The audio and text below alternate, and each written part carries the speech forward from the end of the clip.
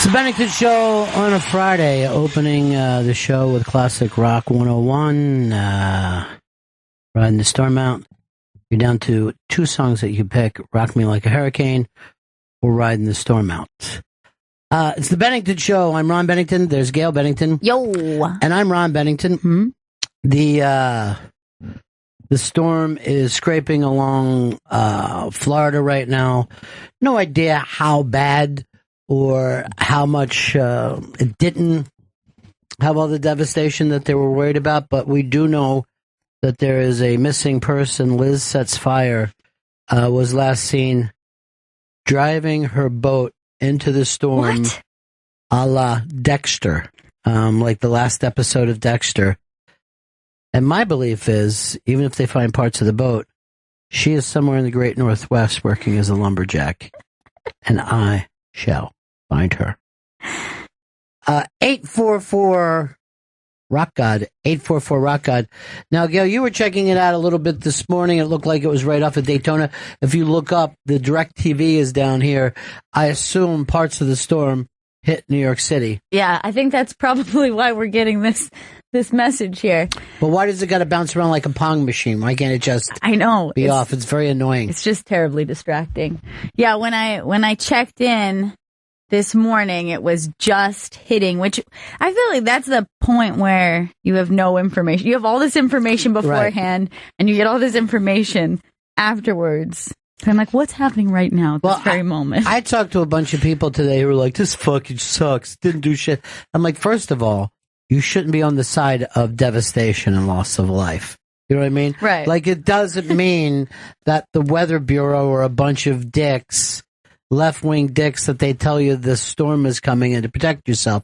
Like, let's suppose someone broke into your house and they were just walking around the living room, opening boxes, checks in the kitchen, but they didn't kick open the bedroom door and rape you and your wife. Right. Would you be disappointed? Or would you still be freaked out? Like, someone was in my house last night. Did they hurt you? No. So I guess it's nothing. It's not a big deal. I mean, it's not as bad as I thought it was going to be. Don't make a big deal about it. Also, when people say that, this happened with Irene and it happened with Sandy here, where people were going, not that bad. But meanwhile, there is a loss of life somewhere else, so it is still part of the same storm. It took a couple of days before they figured out how bad Sandy was. Yeah, because you could, the surge came in and all that after. But it's this thing that we have, and we all go through it, interacting with Americans, and it gets to be so frustrating. It's a little exhausting. Yeah. Like, you could see that people were actually cheering for a worse storm.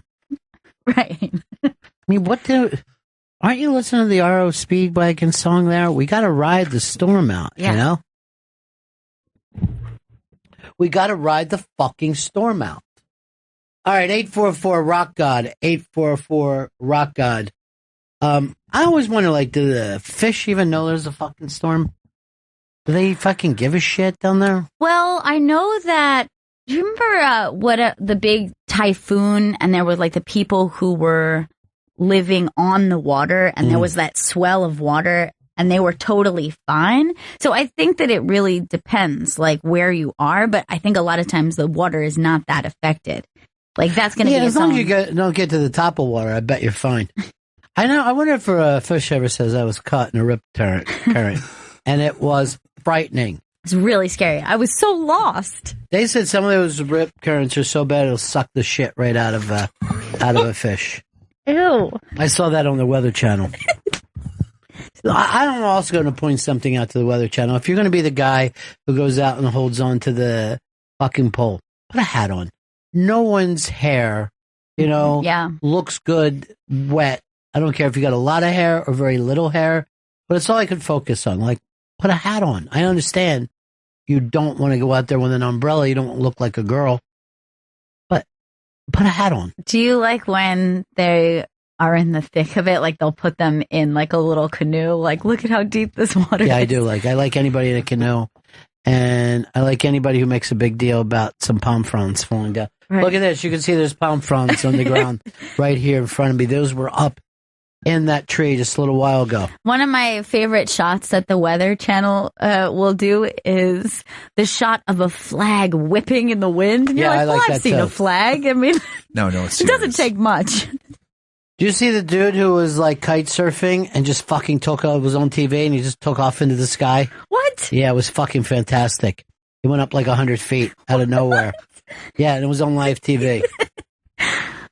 All right, this is Paul in South Carolina, and I guess they're getting some bands there. Paul, what's happening, buddy? Hey, that storm is still going on. There's a good chance this can come back around and hit Florida a second time yet. Yeah, and if it doesn't, it's going to go up the coast. I mean, it's still 2 or 3 days away from you guys in New York.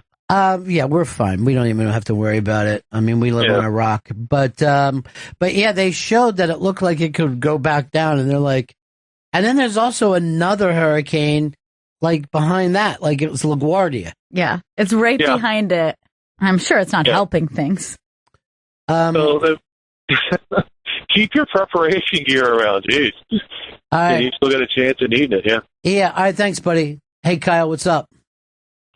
Hey, Ronnie. Yeah. I'm a fisherman up here in Boston, and the fish do know when the storm's coming because they can sense the pressure drop in the waters. Yeah. All the tuna fish bite the best right before a storm because they know it's going to be tough to get food during the storm. Oh, so that's why fishermen like to stay out to the last possible second. Exactly. Make more money. Now, the other night, I was watching a little bit of the Rachel Maddow show, and she was describing these guys that saw a Russian sub, and she said, at the time, they were fishing for crabs. And then she said it 18 times. And I'm like, it's called crabbing. No one says fishing for crabs. It's his own verb. Yeah. You don't need to make it more complex. So, Kyle, get to the bottom of that if you can, all right? Be careful, my friend. That professional fisherman stuff is so edgy, man. Oh, but yeah, it's fish so delicious. Oh, yeah. We got to have it. We got to have those crab legs. There's no doubt about it. FanDuel, what do you got going on this weekend? You got any bets you're making? No heavy gambling this weekend. That's the new Chris Stanley. The new improved Chris Stanley. We're all proud of you, buddy. Bill, what's up? Hey, Ronnie B, how's it going, buddy? Hey. Hey, Ronnie B, any word from BL and how the Hooters in Daytona Beach is standing up? I got to know, maybe. Well, I just checked on this. With BL, there's a 99% chance of annoyance. So, I mean, we're going to hope the best right there. We're hoping for everything. I just got a text from my cousin saying that her landlord texted her and her house is still there. Still standing? At least her house is still there. Well, she shouldn't have to pay. You know what I mean? You should not have to pay if you leave your house.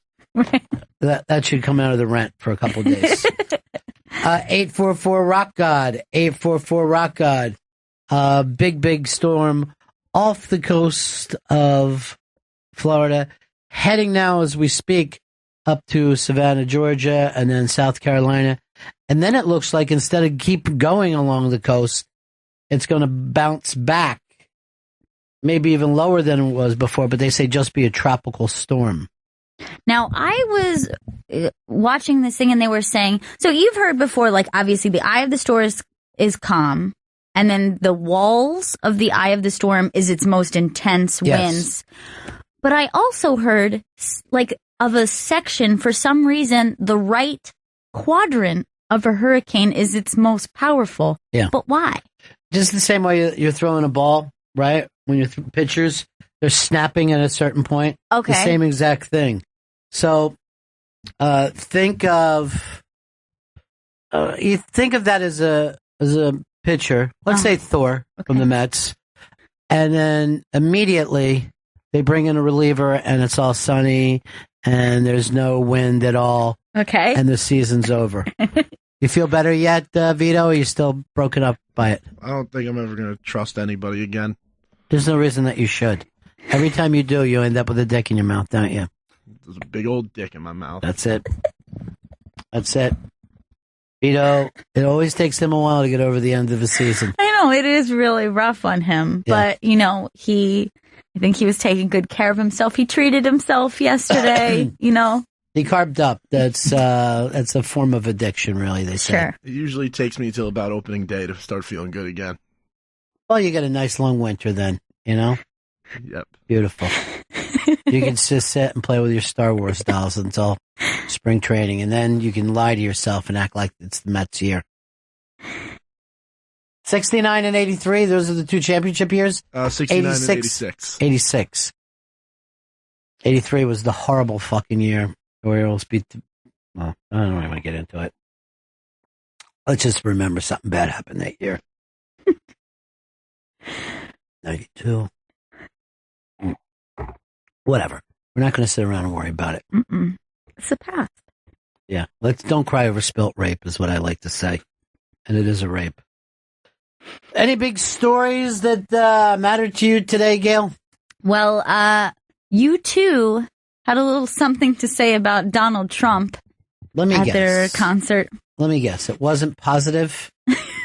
No, it was a little bit less than positive, but rather than just a regular speech, it was very artistically and very dramatically tied into the show. All right, let me check this out. Really rich. Turned out I'm much richer than anybody ever knew. Billions and billions and billions of dollars. And your point is? I'm really rich. Turned out I'm much richer than anybody ever knew. Billions and billions and billions of dollars. Well, look, we're very glad for your candidate. Sincerely, we are. Only real question we have for you this evening. What is your vision for this great nation?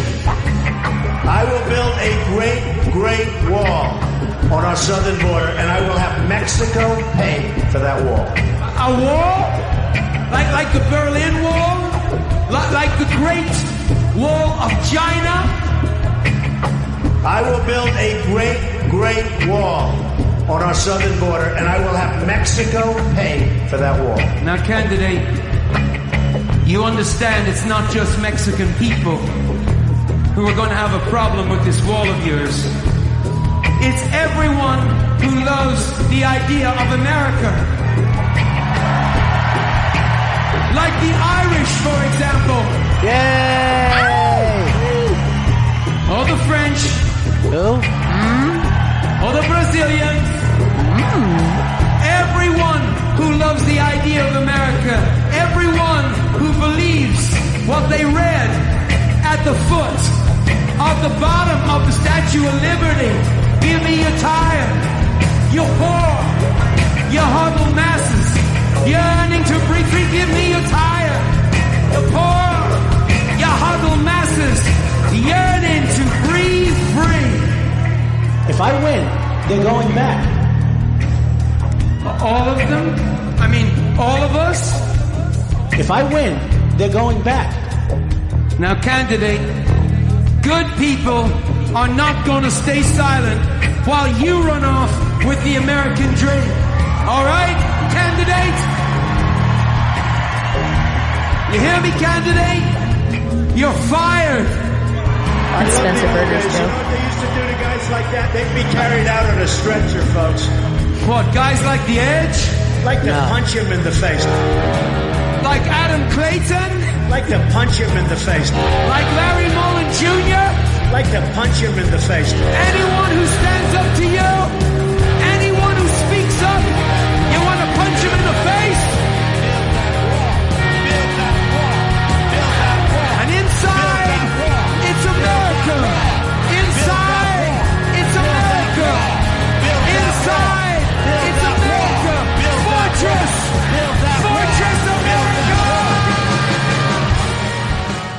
Oh, man, why did they cut it off before Bullet the Blue Sky? I wanted to hear it. It's awesome. Now, I saw Vito really enjoying it because that speaks his language because it's got the build to it. And he was getting very excited. But then I saw him in there chanting, build the wall. And that's not the part you're supposed to be into. That wall came at a really bad time because you're in the mood to chant. And all of a sudden you're build that wall, and then you're just into the chant. Yes, well, that's what I think that's what you two. Now, what does 2U do about this, Brother Joe's band? when you love a rock band, but then you don't agree with their politics. Yeah, what happens? And that's anyone. I mean, this happens to Chris Christie. Fucking every show he goes to, he's sitting there, he's rocking out, and then, Bruce gives his left-wing rant, and then Christie has to act like he's checking his phone, And then later he gets to fucking twiddle his fingers up in the air. It's very disconcerting that if you really listen, if you're a rock and roll fan, and you listen to the lyrics, I mean, you really are stuck with Ted Nugent and Kid Rock. Right. Mike Love, maybe? But that's just like one part of a band. Yeah. Mike Love, his name always sounds like My Glove to me. Like, whose glove is this? Mike Love. Here's Matt. Matt, what's up, buddy? What's going on, Ronnie B? Yeah. I just wanted to say that absolutely nobody has predicted the storm is going to come this far north. New York City has nothing to worry about. Yeah, nobody. The caller was just goofing on it. You can't take callers too seriously, man. No one's taking you serious right now. Keith and Trenton. I don't understand why these British rock bands and everything really care what the American president is. Why don't they just care about their own vice president or vice prime minister, or whoever the fuck they have? They're concerned because the United States is involved in every country's business all over the world. And like he said, the American dream, for good or for bad, has become the number one thing that permeates throughout the wall, that whole, freedom and what it means. So, yeah, they're incredibly tied in to American culture, no matter where you go in the world. Well, I think they did pretty good marketing to the U.S. so far. I don't know what that means. Well, the U.S. has done so far for them. So far they've done well in the U.S. so far. And not too much has changed. So I don't know why they're upset now. No, this has always been. I mean, you look back at the Beatles were very involved in what was happening in the Vietnam War, John Lennon, blah, blah, blah. And you could go through every decade. And people of the world feel very, very connected to American politics. Wouldn't you feel a little bit more obligated if you were making money off of a country's citizens, of like their well-being, and have an opinion about what happens to them? I think it isn't as cut and dried as acting like there's borders on that. Right. That, when you're an Irish band like U2, you've played more shows in the U.S., you're more connected, your friends are in the U.S. And if you're in Europe, American politics fuck with your life for good or bad. Yeah, we put the super in superpower. I didn't even think of that. We put the soup in it. Yeah. Well, are we the lone superpower, or are they saying that China and Russia are superpowers? I think they share a superpower status with us, yeah. I think that it's probably only those three, though. You don't consider Great Britain to be a superpower? I don't think so, because I think that a lot. Maybe it's possible that they're considered that, but it's something. I still have Greenland very, very high on my superpower list. Number one, they fooled people. It's not that green. Number two, there's no top to their country. It's just made up, and that's fucking scary. That freaks me out. Marshall in Texas. Marshall. What up, Bennington? Hey, buddy. Yeah, you know what happens to me with this stuff, and it's been since I was a kid. Whenever the entire media apparatus and all the celebrities start shitting on someone, I can't help but feel sympathy for them. Be it Trump or when I was young. OJ? Yeah, I mean, come on. Were you an OJ fan? No, well, not OJ, but like Gaddafi or Castro or whatever, the whole media. Castro was doing the best he could with the crazy situation he had. Hillary is part of the reason we have these problems in Syria. but that's our whole history. Is this all right, so shit? Let's go through the names of the people that you were for. Castro. Oh no! Okay, wait. I am not saying four. I'm He's just saying an when anti-hero thing. That's his thing. Satan. No, it's just when the media when the sharks, when the blood gets in the water and everyone's just like, yeah, he's terrible. I know something about me. I don't like that mob mentality. You know what I mean? I don't like that black and white, good versus evil thing. You know what I mean? Right now, it's Bill Cosby for you. Oh, Jesus Christ. I mean, I'm curious. I'm curious of where it is. No, well, it's Trump. I mean, everyone's jumping on Trump, and I don't like Trump. I never watched The Apprentice. I don't give a shit. But now I'm kind of like, hey, he's not that bad because everyone's shitting on him all the time. It's driving me nuts. I can totally understand that, and there is a mob mentality, and it's less focused. It's less formal than anybody thinks.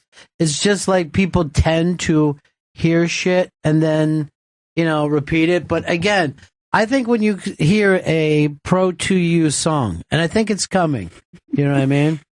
And it's going to be so good that you're going to fucking feel like you're at a U2 show, but in a bar. I think it's going to be happening. Well, that's great because you never get a chance to see them up close. So that's what 2U's really does. No, you never get a chance to see U2 say something like, hey, why don't you guys all get another beer? We're closing in 15 minutes. I mean, I've been to U2 shows. You never get that experience. Well, it looks like without us even knowing or setting it up properly, we got somebody waiting to go on the air with us, Gail. We have a very special caller. Mr. Frankie McDonald is on the line. Frankie McDonald, he is the weather guy out of Nova Scotia. That's right, yeah. And we've been a huge fan of his for years, watching his videos. He's always on top of every big storm. So it's very exciting to have him on the line. Frankie. How you doing? I'm doing great so far. Frankie, what do you think of this hurricane that's off the coast of Florida right now? Not very good at all. It's been really bad. Causing a lot of damage to Florida, causing major flood. Frankie, what do you think the people in Florida need to do? They need to board up their windows and they need to evacuate the area, especially on the beaches, because it's really bad. Now, is this storm, is it more powerful than you were expecting, or do you think that it is? Yeah. It's more powerful. It's been bringing down Paradise Tree Bridge. It has telephone poles that have bring down transformers. Now, Frankie, when did you get interested in weather?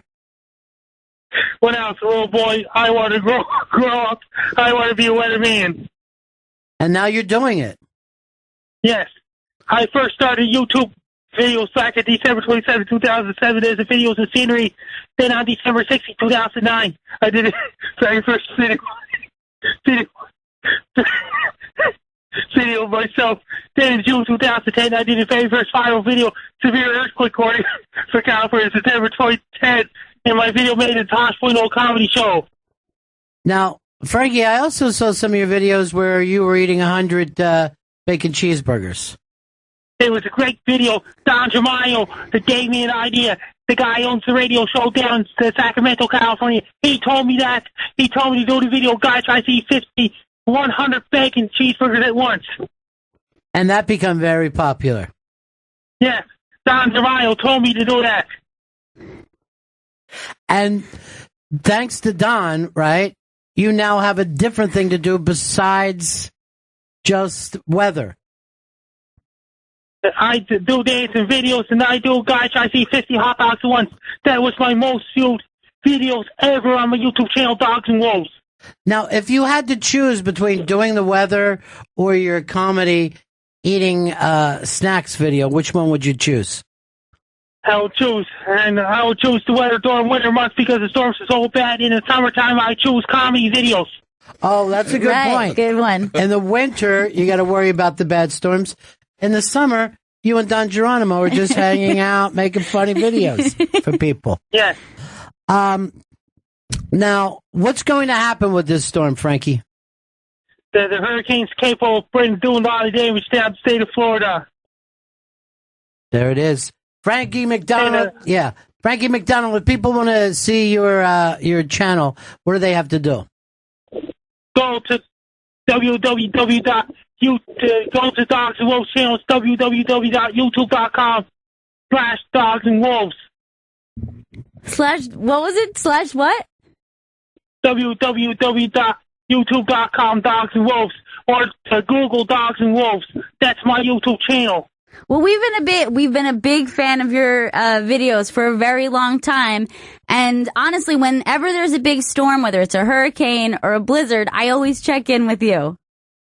Yes, and during the hurricane, I recommend people that have your flashlights, cables, crank up radio, extra batteries, battery operated lights, ready, and bottled water ready. I recommend people stay away from the beaches and don't go near the stores. Make sure to order your pizzas and order Chinese food, buy cakes, Pepsi, buy cakes of Coke. Have your iPad search, have your iPod search, have your cell phone search, have your laptop search, have your tablet search, have your 3G, 4G ready. You're the best, Frankie. Thanks, buddy. My bobbleheads are sold out on National Bobbleheads Hall of Fame in Wisconsin, Bobbleheads Canada, and eBay. And my next bobbleheads are coming out soon wearing a McDonald tartan kilt. Oh, that's nice. I'm going to definitely get one of those. Yeah. All right. Yes, it was great talking to you, Frankie. Best of luck to you. I'm Frankie McDonald, a.k.a. YouTube channel Dogs and Wolves. All right, thank you very much, Frankie. There he goes. So you can get the bobbleheads, and you can check him out there. He says it's bad. Yeah, I believe him because I think his checklist is what I go through every time there's a big storm. Well, what did you have last night? Chinese food or pizza? I got my pizza. Smart. And I got both Coke and Pepsi, case of each, for choices. I forgot to charge up all my laptops. He gave you the list. I know. He told you what to charge. My problem is, I don't pay attention. You got to charge your phone, your tablet, your iPad, your laptops, everything. Did you watch the burger eating one? I didn't see that one. It's fucking great. I just put it on right now. And I didn't know that this was Don Geronimo's idea. It's hilarious. But I was watching it. Turn up the sound. So we're going to do some Gotch I see 50 double cheeseburgers at once. Here's the barbecue. Here's the cheese. Putting barbecue sauce on it, cheese, mustard, lettuce, and mayonnaise. Well, there's cooking hamburger patties. The barbecue double cheeseburgers are ready. I want you to eat 50 double cheeseburgers at once. Eat them all right now. Go, go, go, go, go, go, go, go, go, go, go, go, go, go, go, go, go, go. Go, go,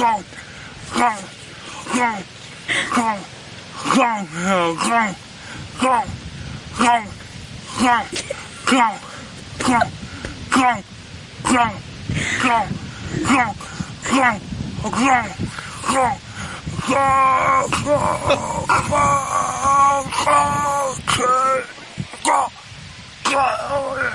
go, go, my stomach's getting upset. That's too bad. Eat 10 more. Double cheeseburgers. Go, go, go, go. All right, so that's Frankie and some of his comedy bits. He also does dancing when it's summertime. Yeah. The guy does. But he came up with a really good point.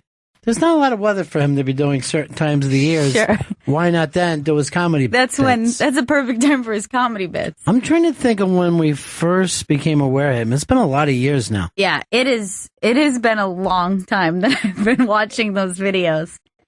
I might have to get myself a bobblehead. Although the shirt that he's wearing in that video is my favorite, which is the Frankie says be prepared. Yeah, that's a great one. I don't know who made that. That's fantastic. Hey, Joe, Milwaukee. Joe, you're on the air. Yeah, Jay Thomas got Ira the weatherman. You guys got hired as Frankie kid. Put Ira to shame. Frankie belongs to everybody. Yeah. You know what I mean? Frankie belongs to the world. As a matter of fact, I saw something where they were up in Canada and they stood and they either awarded him something or just recognized what he has done for keeping an eye on the weather all over the world. It's really, really sweet. It's so sweet. And I love when he shares pictures of, here are 3 more girls who are fans of me. Yeah, it's my favorite. He likes that. And he's like, I'm getting very popular and my celebrity's growing all the time. Right. He's the best. Yeah. That dude is the best. What's his town in Nova Scotia? I can't remember the name of the town. I'm not sure what it is. It's really, really great, though. I like his ability to know how to make sure he plugs the bobbleheads. Very smart. Yeah, I was like wrapping up on him too fast. He's in Sydney, Nova Scotia. Nice. Very, very flat there. You ever notice? Wherever he is, it's incredibly flat. Yeah. Well, here's our own Frankie McDonald. Hard Rock Honestly, nothing has made me happier in a long time to hear Frankie McDonald on the show. And I think, you guys made me aware of him Halloween like 3 years ago. His Halloween videos are the fucking greatest thing I've ever seen. That's where he worries about bad kids? Yes, the teenagers wearing masks really bother him. Yeah, that's coming up soon. We'll have to keep an eye out on that. It is. I follow him on Twitter. He actually followed me back. It was very exciting. Gail, you do a little impression, right? Yeah. People of South Florida, be prepared. Make sure you charge your cell phones, tablets. The pauses are the most essential part. It doesn't mean be prepared. Doesn't mean he's not going to get to everything. He will. Oh, he will. You got to stay with it. He just takes a moment, thinks about it. That's how you. But I see him like first I'm like, oh, there's bad weather in Colorado. I'll keep an eye on it. Next thing I know, he's like in the Philippines. He's in Australia. I can't follow the weather on the entire world. Yes. But ever since he was a little boy, he was crazy about the weather. I think that is so awesome that he's stuck with it. That he just had a passion for it. Yeah. Oh, my God. Johnny Go-Go just walked into my office. You are kidding me. Lucky. I'm not kidding. Say hi. Hi. Johnny Go-Go. Johnny Go-Go. Johnny Go-Go. Yeah. I don't like him. He's trying to steal my friends. Johnny Go-Go. That's what they want to see. He wants to know if you want to go to see another concert. Yeah, we want to go to... Well, Gail went out to the big show that you lined up for last night. That's right. Yeah. I got Gail tickets for something. That was so excellent. Last night, I went to go see Oh Hello on Broadway. Yeah. It's such a fun show. Oh, hello. Oh, hello. Gil Faison. It's a really, really funny show. It's a blast. They're hilarious. They have a special guest every night. So you're going to have a kind of a unique experience because in the middle of the play, they kind of improv with whoever their special guest is. And that person gets pronked? That person is pronked, and they are, the pronk is, of course, too much tuna. Too much tuna. So last night... Let me guess. Gurian? No, it was not Gurian, and I was kind of hoping it was, but it was not Gurian. Last night was Seth Meyers, was the big celebrity guest. That's a big guest. And it was incredibly funny. Did he get too much tuna? He did get too much tuna, and he was pronked and did, in fact, say, this is far too much tuna. And then everyone cheered. There really is a lot of tuna. I mean, it's a ridiculous amount. Yeah. But you can, he's just in shock of like not really sure what is about to happen or how he's supposed to be interacting because of course they're maintaining those characters and you can see his face like I'm the only person who doesn't know what's going on. Fred Savage got pranked the night before and he said he didn't know whether he was supposed to talk or not. And then he said he didn't know whether he had to join Actors Equity by being on stage. Yeah, who knows? Broadway, you don't know. I'll let you get back to Johnny Go-Go. When he's there, it means you're in trouble, buddy. No, it doesn't mean I'm in trouble when he shows up. We got to just, discuss some of the goings on, and we're planning this great Thanksgiving party. He wants to be part of the planning process now. Well, this year I think the big discussion should be coleslaw or no coleslaw. And we've got weeks to decide. I know your vote. Oh, coleslaw. I'm always pro coleslaw. This year I got a problem. I don't know whether to invite Opie or Sam and Jimmy. I don't. Oh, God. Apparently I can't have them both there. Is there maybe like one could come for the dinner, the other one could come for dessert, the pumpkin pie? That may be the perfect idea. Just don't. Make sure, let's say, if Sam comes first, he doesn't leave a jacket behind and have to come pick it up during pie time. Oh, I didn't know you were going to be here. And, why don't you invite them all and then bring Anthony, too? We'll have them all just kind of show up. You would love that, wouldn't you, Johnny? And it looks like Anthony wants in a big, big way. Yeah. Yeah. He's like, drama without me? Let me get in there. No, well, he's just the opposite. He's like, take me back. He is not about the drama this time. Really? Keith has saw that. Yeah. Keith is about let's rebuild what we had. So it's all exciting, though. Yeah, maybe we will get everybody together for that. But we got to make the announcement soon enough because people need to decide whether they're coming in from around the country, and in the case of Frankie McDonald, internationally. I would love for let's bring Frankie. That would be great. Yeah, our Nova Scotian friend. And then maybe we can bring the other guy from Canada that you were obsessed with, Donnie Dunphy. Donnie Dunphy. He was great. I wonder if they're friends. I hope they are. Well, I mean, Nova Scotia is further away from there than you would think. But all right, I'll let you get to Johnny Go-Go, Johnny. Later, Bennington's. To Johnny. Oh, Bojan.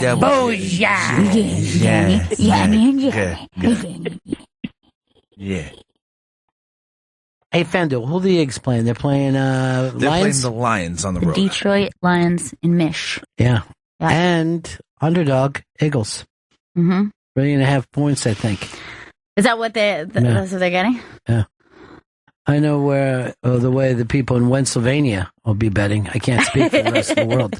And who are the Mets playing next? They go on to Chicago? We're playing golf. Oh, I'm sorry. What happened? You guys won the other night, right? I turned it off in the 8th. Looked like you had it fucking pretty locked up. It looked like that. But then, stuff happens. I want to do a bobblehead for Vito. It'll just be his actual head. He loves bobbleheads, too, so it makes sense.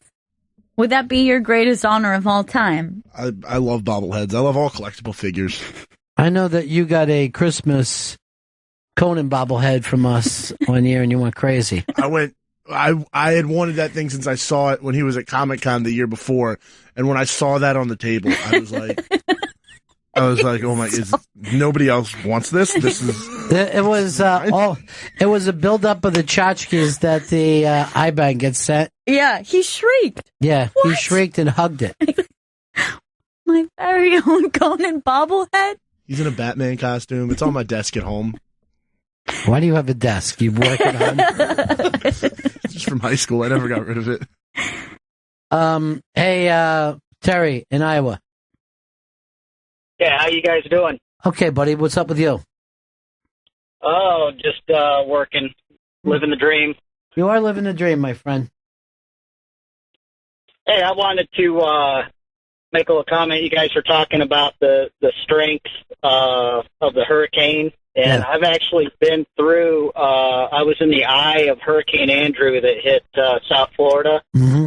And I live in Iowa now, and actually about 8 years ago was in the eye of an EF5 tornado. Jesus Christ. So, starting to feel like you're a lightning rod for this shit, my friend. Are you a storm chaser? Yeah. I don't know.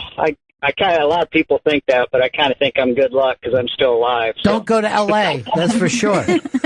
Well, that's funny because I used to live in Malibu. So it was a rough place for it. Now, out of all those things, I'm going to guess the F5 was the scariest. Yeah, tornado without a doubt. You know, I'm not downplaying hurricanes. You know, because you got a lot more time to plan for it and get away, and they're pretty intense around the eye. Mm-hmm. You know, once you get into that wall of the eye, that's where those high winds are. But kind of as you start getting away from it, it starts dropping down pretty quick in wind speed. Where like the EF5 tornado I went through, it was traveling at 45 miles an hour, but spinning at about 270. So you take that 270 plus the 45 it's moving. So on the you know, fastest side, you're over 300 miles an hour on speed. So. And was it how close? I mean, were you actually hit by it? Was the building you were in hit by it? Yeah, the eye. It actually had an eye, just like a hurricane, but of course a lot smaller. It actually went directly over my house. Jesus Christ! So, like a lot of the stuff on the south side of my house went east, but because of the way it's spinning, my vehicles and garage and everything else went west. Wow. That's unbelievable, man. Unbelievable. All right, thanks for calling, bro. Yeah, you guys have a good one. You take care. I was at a drive-in once, and the tornado hit, started to tear up the drive-in. We could just see it all going around. We all split. And I was working on this thing. I call it Dorothy. And I was just trying to get more warning for people. Yeah. It sounds pretty extreme, though. Oh, it was extreme. And I'd already broken up with Helen Hunt, and I was with this other girl from that vampire movie. Star. Yeah, I was with Star at the time. But then once me and Helen Hunt got together, started like tracking hurricanes and tornadoes, and then we had to tie ourselves to like this water thing when it came over. That was you? It was us. It was really the time of us. It seemed like we should be together, you know? And then I said one fucking stupid thing when we had an argument. What'd you say? I said, why don't you go to hell and hunt? And that had her furious. What about Star? Star was actually much more conservative than most people would have thought. Was she still a half vamp? Yeah, I think she was. Clinton and Trump are debating Sunday, and I think what we should also do is just force them into topics, and one has to take pro, and one has to take against, and then we'll see who does it. But it doesn't matter what the topic is, you know, cake or pie. Sure. You know, but I think it's better if you prove that you can debate in something that you don't believe in. That's my opinion. Right. Then you know that they're good at debating. Yeah. Take the opposite point of what you believe. Take a pro-ISIS point and see if you can convince me. Then I think you're onto something. Maybe like just set them up with some awful options. I don't know. So, Vito, for you, I want you to go pro Bumgarner against the Mets. Let's see. So, all right, Madison Bumgarner. I mean, in 3 innings, the guy pitched 21 pitches, and he dude, come on, don't be sad. What makes you so sad about saying that? The good thing is you spent all that money to go there, and your friend had an old Subway sandwich. Nasty. That was in his bag all day? Yeah, and he didn't even use his points card. How long do you think you would keep a sandwich in your bag before you would no longer eat it? And remember, there's mayo on that. Oh, mayo? Yeah. I'm gonna say 3 hours max. Oh my God, it seems disgusting. Too long?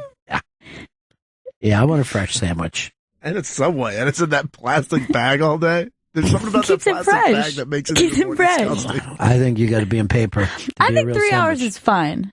any more than I think you're pushing it with mayo.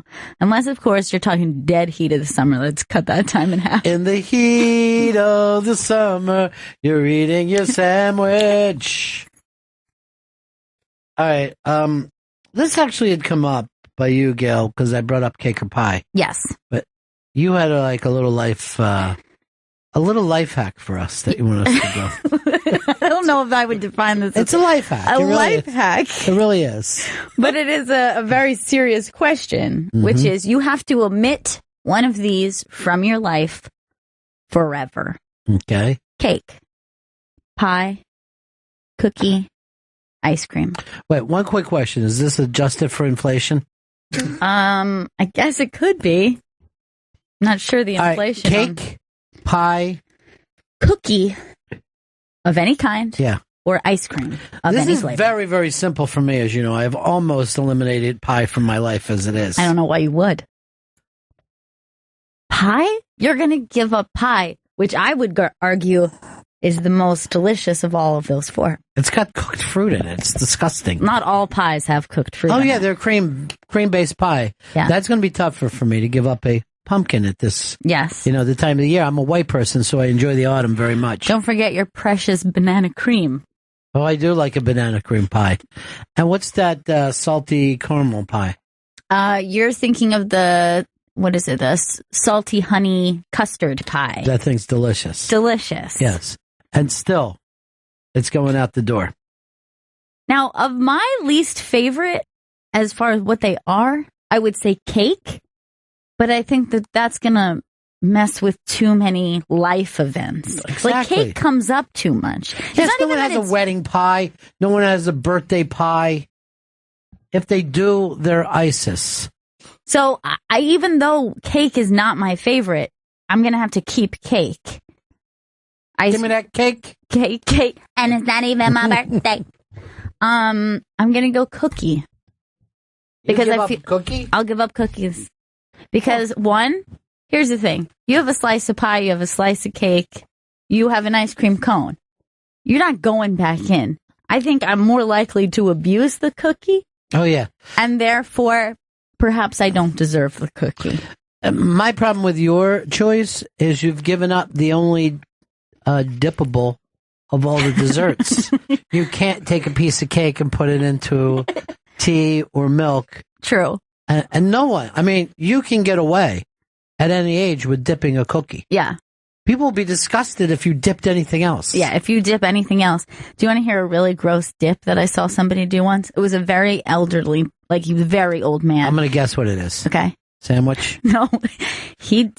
Pretty much, yeah. I saw someone dip a sandwich and I was grossed. He dipped a bagel with cream cheese, an everything bagel with cream cheese, into his black coffee, and globs of cream cheese were falling into his coffee, and he was drinking it. And I almost threw up. I was like, what? I got homeless? really. No, I don't think so. Why attack the homeless, Chris? All right, I'm going to veto. You are going to have to omit forever cake, pie, cookie, ice cream. First of all, you're talking about all his only things that he eats. Right. Which one of these carbs? I'm going to give up cake because these days, ice cream is just cake at this point anyway. What are you talking about? That doesn't even In make modern sense. times, ice cream has become cake. Go to Ben & Jerry's at any of your local CVS or Duane Reade. Those things are just cake. There's birthday cake remix and first of all, I'm cake not batter. Oh, he's talking about the chunks of things that are in ice cream. You got to pick them out. You can't eat those. Fuck? Yes. No, that's too much work then. I'm giving up ice cream. Give up ice cream? I'm not picking out stuff of my ice cream every day. If it's cake related. You're missing the point. You don't have to push that through a strainer if you're going to enjoy that. And by the way, there is tons of ice cream that you can get without pieces of cake in it. 99% of the ice cream. Now look at how long it took for us to figure out that's what he meant. Because he started with, these days, ice cream is cake. And I had no idea what that meant. It's the stupidest shit ever. I didn't know anybody ate anything other than Ben & Jerry's at this point. You live in New York. There's 16 handles. You get every fucking 5 steps. There's a different place. That's Froyo. Oh my God. And that will go under the ice cream umbrella. According to my mom, it's not ice cream. It's good for you. I'm so glad the Mets fucking lost. Right? I wish there was a way to Groundhog Day you, where you were stuck in that feeling every day forever. That's awful. These days. For teens these days, like myself. I mean, my generation. The founders. This is why fucking everybody hates young people. They're dumb as shit. And he brings up CVS like that means anything. By the way, I hear a big rumor Dwayne Reed is going away, and they're all going to be Walgreens. Really? Yeah. God, Dwayne Reed just right? That's ruled this city. Yeah, well, now Walgreens is buying them out. Ugh. Walgreens? I know, it's fucking hit. Something really tacky about that. Yeah, it is. It's disgusting. Josh in New Hampshire. Josh. Cookie? Just being mean. It's just being mean. It's just being mean. It's nonsense. Cookie? Stop it. Cookie. If that fucking cat would have said cookie, everybody would have went crazy. It was worth a shot. You know what? I'd be going bananas if that cat would have spoke that day. He tried, goddammit. He sure did. For 2.5 hours. That was one of the best shows ever, by the way. Yeah. I love you guys. At the time, it was painful, but people never forget it. Tony in Kansas. Yeah, hey, love your guys' show. Never called in before, but I got two things. I'd give up ice cream. I used to like it, but it don't like me, and it'd be bad for everybody else. Oh, you're lactose intolerant now.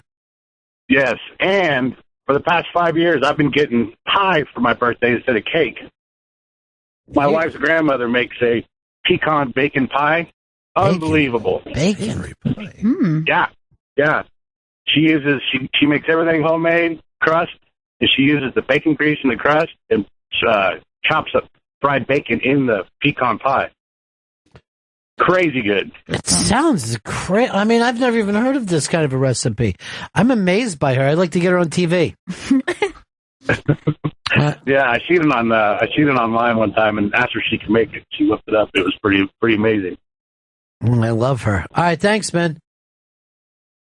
Chris Stanley, what is your pick? Let's see if we can guess with Chris before he goes. Okay. What is he going to say? I think that Chris Stanley is going to say cake.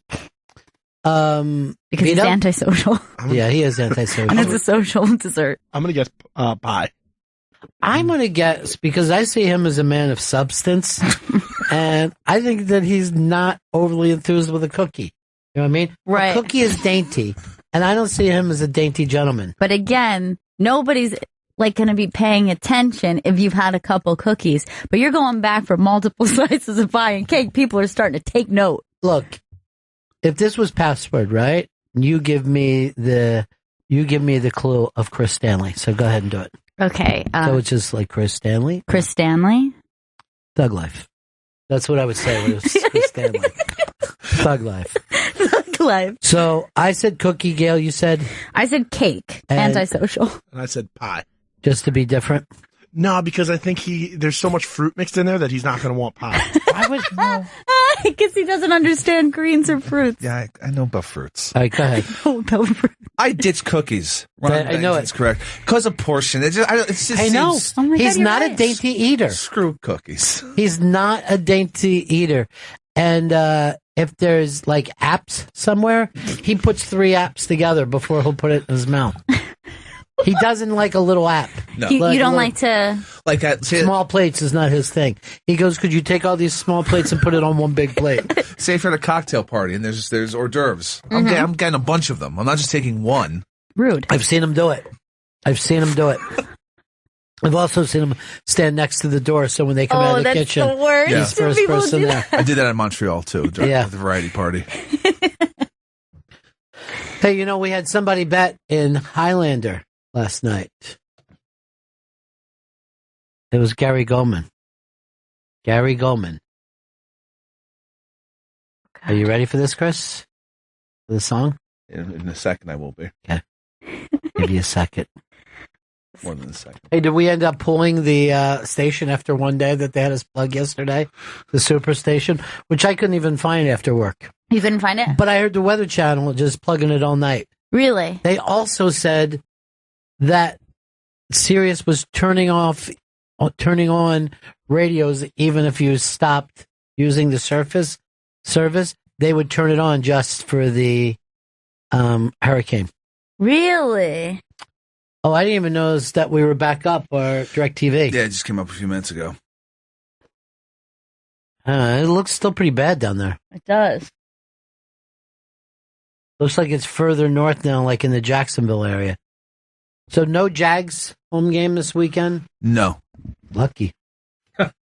What's funny about that? It's lucky they're not scheduled to be on during a hurricane. Why would that be funny to you? Just explain. I just thought you were trashing the Jacksonville Jaguars. Why? They won in London. Still, they're not going to do anything this season. Oh, I can't fall into that fucking thing. Just like last night, FanDuel calls me up. He goes, Cardinals are going to eat shit. Well, Gary Goldman took the Cardinals. Has survived another week. Nothing's gonna ever keep you down. You're the best. Hurrah! And nothing's gonna ever keep you down. You're the best. Hurrah! Give it to a man who keep you down. I saw like Vito was only kind of singing a little bit. Like you're invited. He was singing like a little sister. Like I want to be in this, but I'm not sure. You're one of the boys. I didn't want to step on anybody on that. You know, I wanted you guys to have your moment. Dude. No, jump in. You can have that moment with us. Be our moment. Yeah. It's our moment, all right? This is our time. Down here. It's their time. Up there. But down here, and then up there, and then over there. So all at the same time? We're having a time? It's more about space is what you're saying. That orange part of the hurricane is the part I hate. Yeah. Does it look really orange out there right now, guys?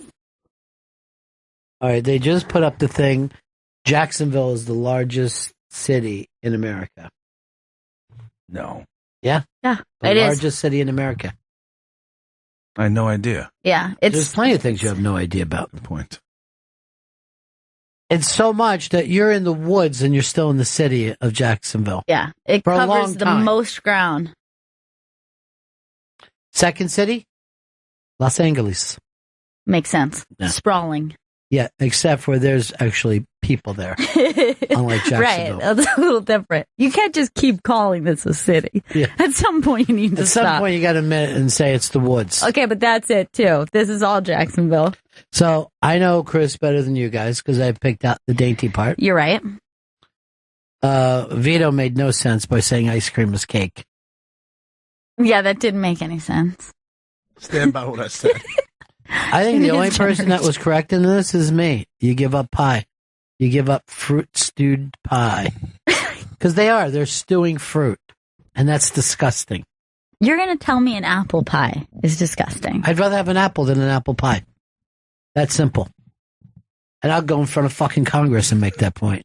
What about chocolate cream pie? Look, I told you I love cream-based pies. Were you not fucking paying attention? But you take that same thing, put it in a bowl, and I'm just as happy. What about a nut pie? What? What nut-based pies do you like? What are you guys laughing about nut pie for? Nut pie city limits. First of all, Ike would never write a song called Nut Pie City Limits. Like a pecan? I'm not crazy about what pecan. Have you? Yeah, that's the only nut-based pie. And I got news for you. It's a little too rich for me. It's pecan? A friend of mine ate it, went blind in one eye. Oh, no. I mean, it's fucking rich. Chris, who's coming in here later? That's Liz Miele, comedian Liz Miele. She's stopping by. New friend for us. We've never met her. She was on the iBang, I think before she went to Scotland as part of that. What do they call that series? Up Next by Phil Provencio. Mm-hmm. You're setting up that there's one on today.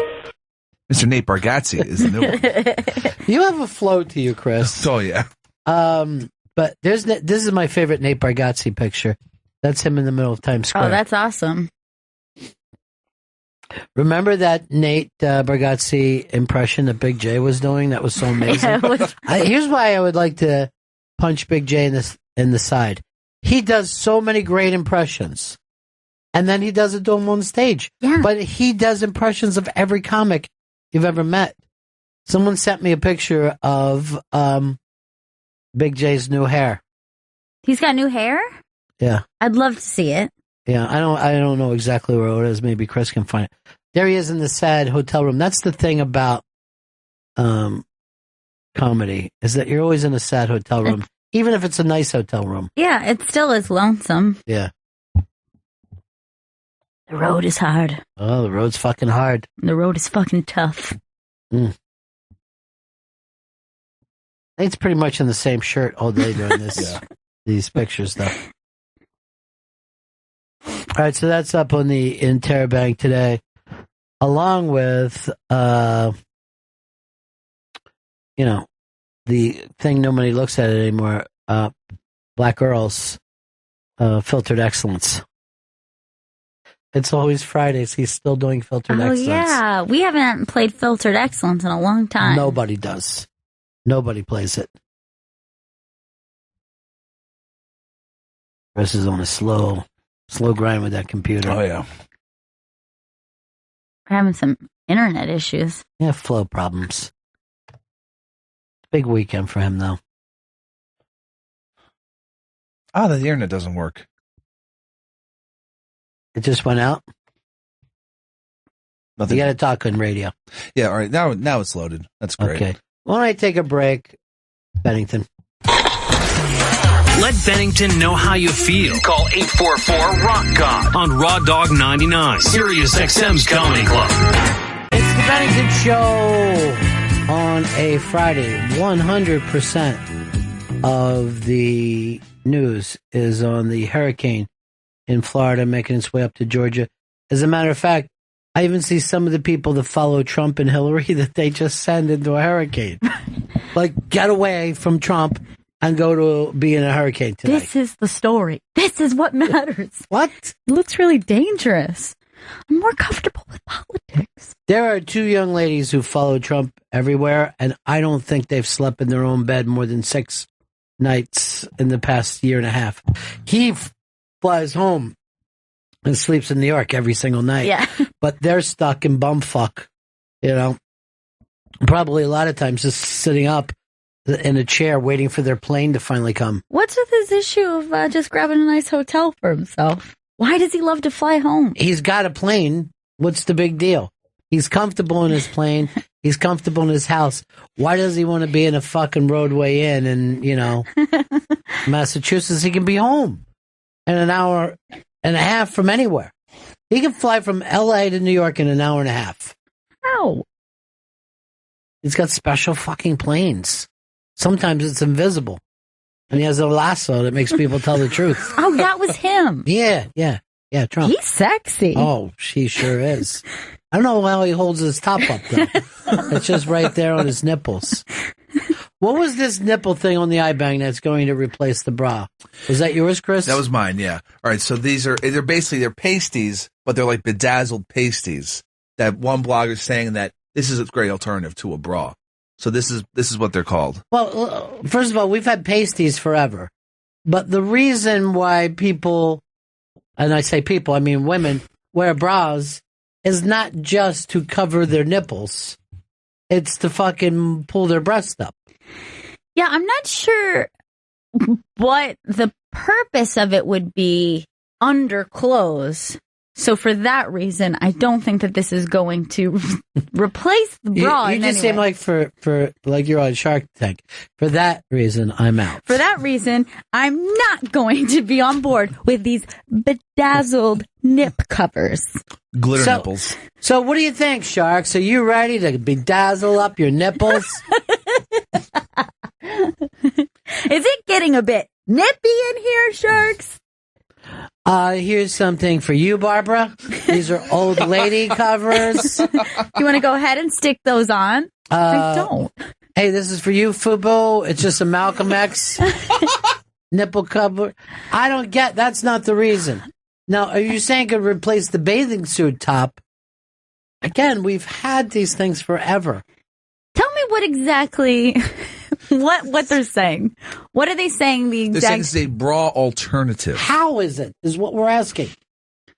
Well, there are those kind of, they're like strapless bras and they're elastic, but they kind of hold together. They're still one piece. That's the thing. It keeps your fucking, what you want from the bra is not just to protect the nipple. You want to protect the titties from bouncing all over. Right. You're securing the girls. They're also being called disco tits. That's also another. Yeah, but that doesn't mean anything to what that their I purpose believe. is. First of all, in the age of disco, you could go into a fucking titty bar and see a girl with these pasties on. And every single time you're like, oh, fuck, it's not fully nude. And you leave. This stinks. Now, what I fucking find to be the worst kind of pasties are the skin colored. Yeah, the flesh tone. Right, because then it looks like it's a nippleless tit. It's really creepy looking. This fucking story stinks, and it's a lie, and I fucking hate it. It's not a real story. Is this in one of the English newspapers? Daily Mail. Aha! They do that all the time. They come up with stories to try to scare you.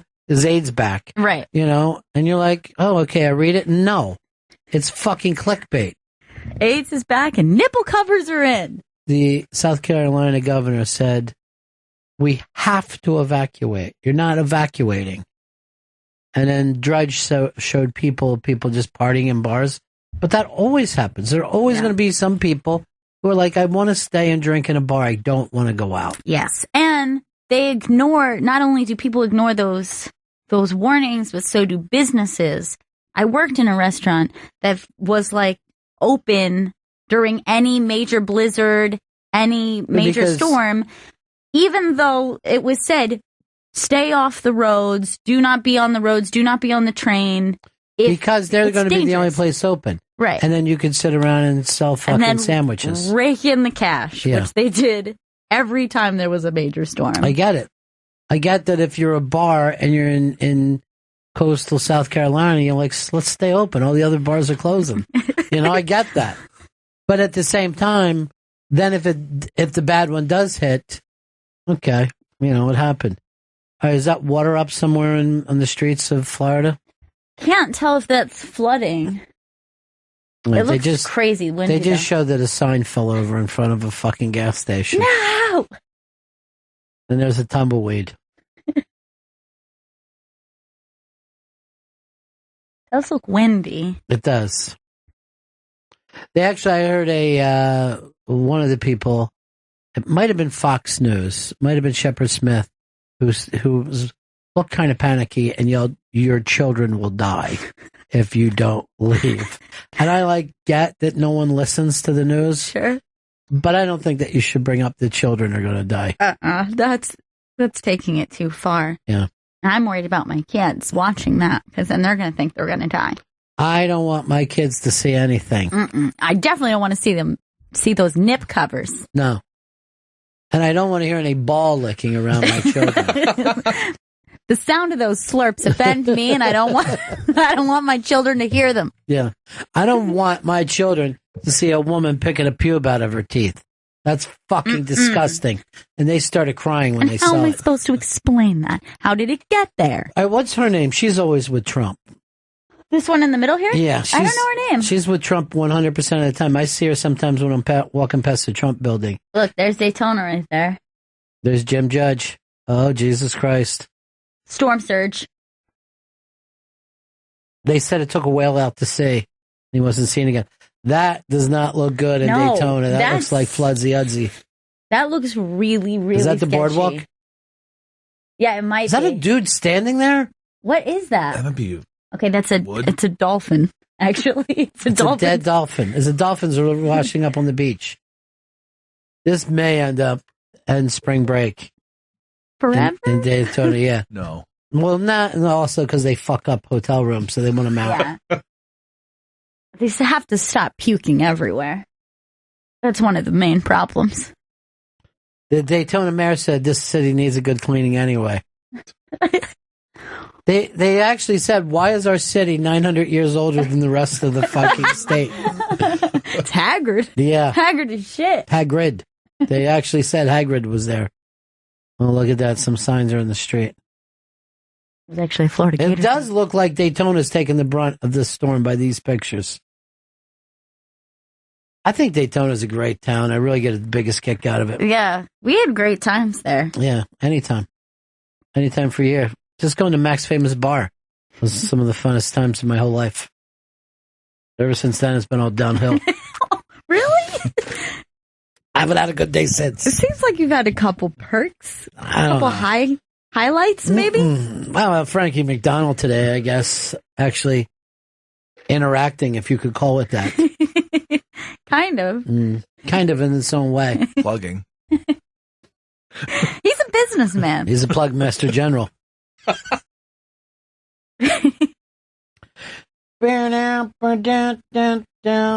boy, look at the storm surge.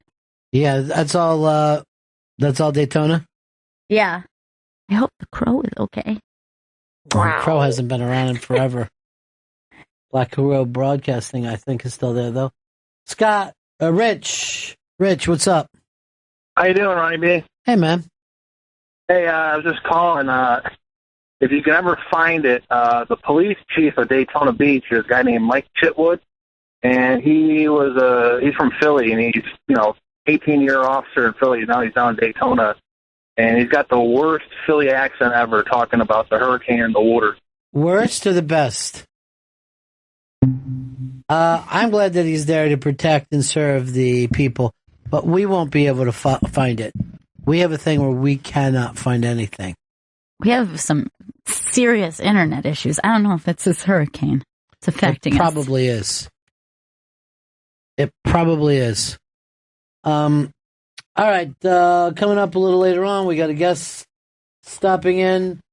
But I think this is the new exciting news. Keeping Up with the Kardashians is on hold for some time to come. They have no idea if they even plan on doing the show. The show is the family apparently is freaked that people know who they are and know where they go and can target them. So they haven't done any social media. Right away, one of the first things they were saying is this probably has to do with the fact that everyone knows where you are and what you're doing at all times. They did an episode not that long ago that they were so mad at one of the Jenner girls. Not the model, but the other one. Kylie? Kylie, if you follow her thing, it says where Kylie is at any given time, right? It gives out her GPS. So the sisters went and fucked up her car as a way of saying, look, this can happen. And then she found out that they fucked up her car and she was mad at them. And they said, we needed to shock you. Well, now you got the real shock. Kim has been bound and gagged, thrown into a fucking tub, and had her ice taken. She needed that. Those were hers. Man, She said she doesn't want Kanye to buy her another ring because it was her fault. Aww. It was her fault. I'm not going to feel that bad for anyone for the guy not getting another $4 million ring.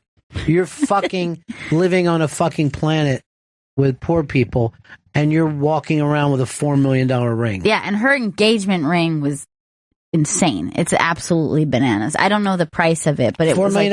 That was that one ring was $4 million. Yeah, and then she just lost some other baubles.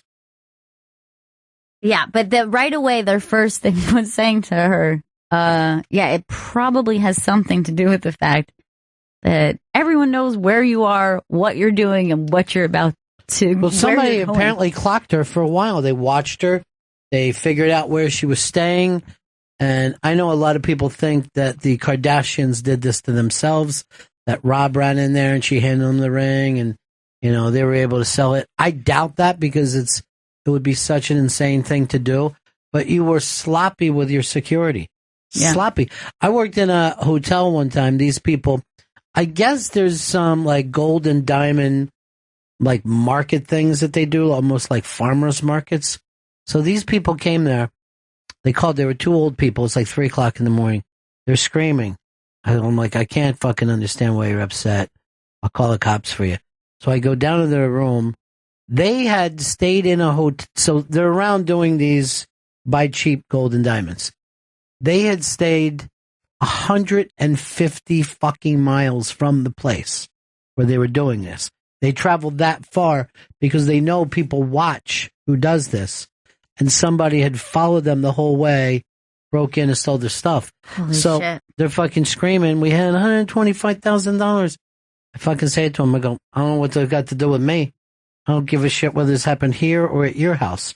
You're the one fucking traveling around with this money. I'm not taking any fucking, I don't have the fucking security to protect you. Right. You're being stupid. But they were followed for 150 miles because it's worth it. Yeah. You're traveling around with $10 million and you're going to put this girl in a fucking room by yourself? That's the stupidest thing I ever heard. Now, she was totally alone, or she had someone with her who was also bound? She was by herself? She was by herself. Yeah. She was in that room by herself. She's lucky she didn't end up with a butt plug. Yeah. A big, giant fucking butt plug. Easily. Though some did decide that was why it was unrealistic. She would have been raped and murdered. It's a sham. Blade Runner's sequel title has been revealed, and it's Blade Runner: A New Hope. And I just feel like this is too close to Star Wars. Yeah, but it starts with Blade Runner. That's the difference. Why wouldn't it be You Blade Runner? You Blade Runner! They were speaking some kind of dirt language, part Asian, part Hispanic.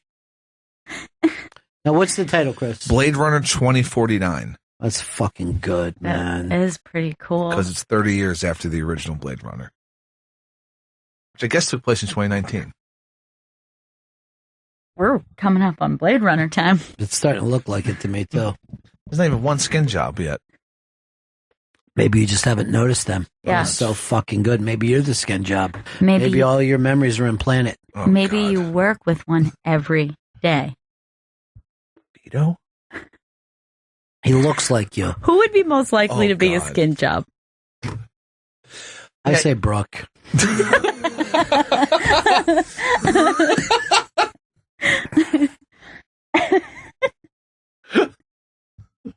Even the snakes were skin jobs. Remember when he went back and found out that snake was bullshit? Yeah, weren't animals illegal in the future because they're like wiped out? If they're illegal. Maybe you just couldn't own one yourself. That's probably it. Shoot to kill if you see any animal. Is that an owl?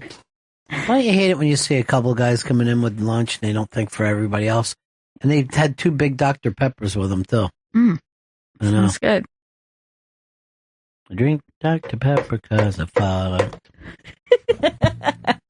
So that's all you got on that, huh? That Blade Runner? Nothing else besides the title? Yeah, I mean, it seems like a lazy title. It's just 30 years in the future. Well, they tried this once before with Space Odyssey. Oh, God. They did the same fucking thing with Space Odyssey. It's like you don't care. I'll tell you one thing. Harrison Ford doesn't fucking care. He doesn't give a shit about anything. He's just high all the time. But why is he still trying to make money? If you don't care about acting, get out. Yeah. Let somebody else be new Blade Runner. He cares in his own way. In the money kind of way. But he's got so much money that old man will never fucking spend it. You can't. He could fucking end up living like Arthur every day, and he'll die before his money runs out.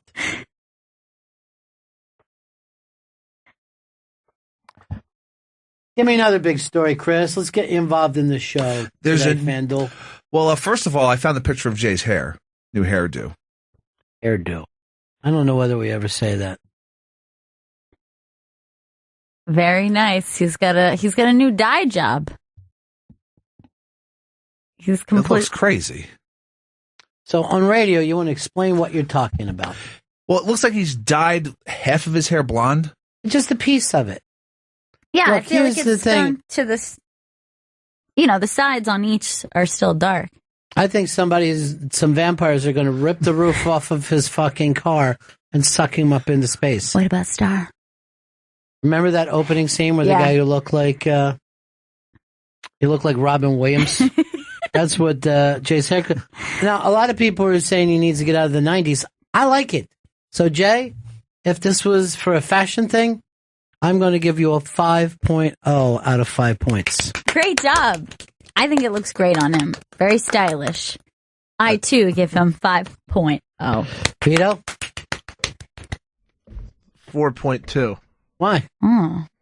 I don't know. I think he gets I can't see it. I'm not gonna lie. You gotta fucking explain yourself, dude. Or sit next to fucking Chris. Why can't you guys explain what you like or dislike about something? I literally can't see it. It's not a fucking Oh, you can't say it. Then we'll drop it. Why don't we take a break here? We got a guest coming in just a little bit. Liz this Miele. is Bennington. Let Bennington know how you feel. Call 844-ROCK God on Raw Dog 99, Sirius XM's Comedy Club. It's a Bennington show on a Friday. Everybody's still trying to figure out what exactly is happening with Hurricane Matthew in Florida, but the effect it had on Haiti was just unbelievable. Man, those poor people of Haiti, they just have one problem after another for decades and decades at a time. 844-ROCK-GOD is the number. 844-ROCK-GOD is the number.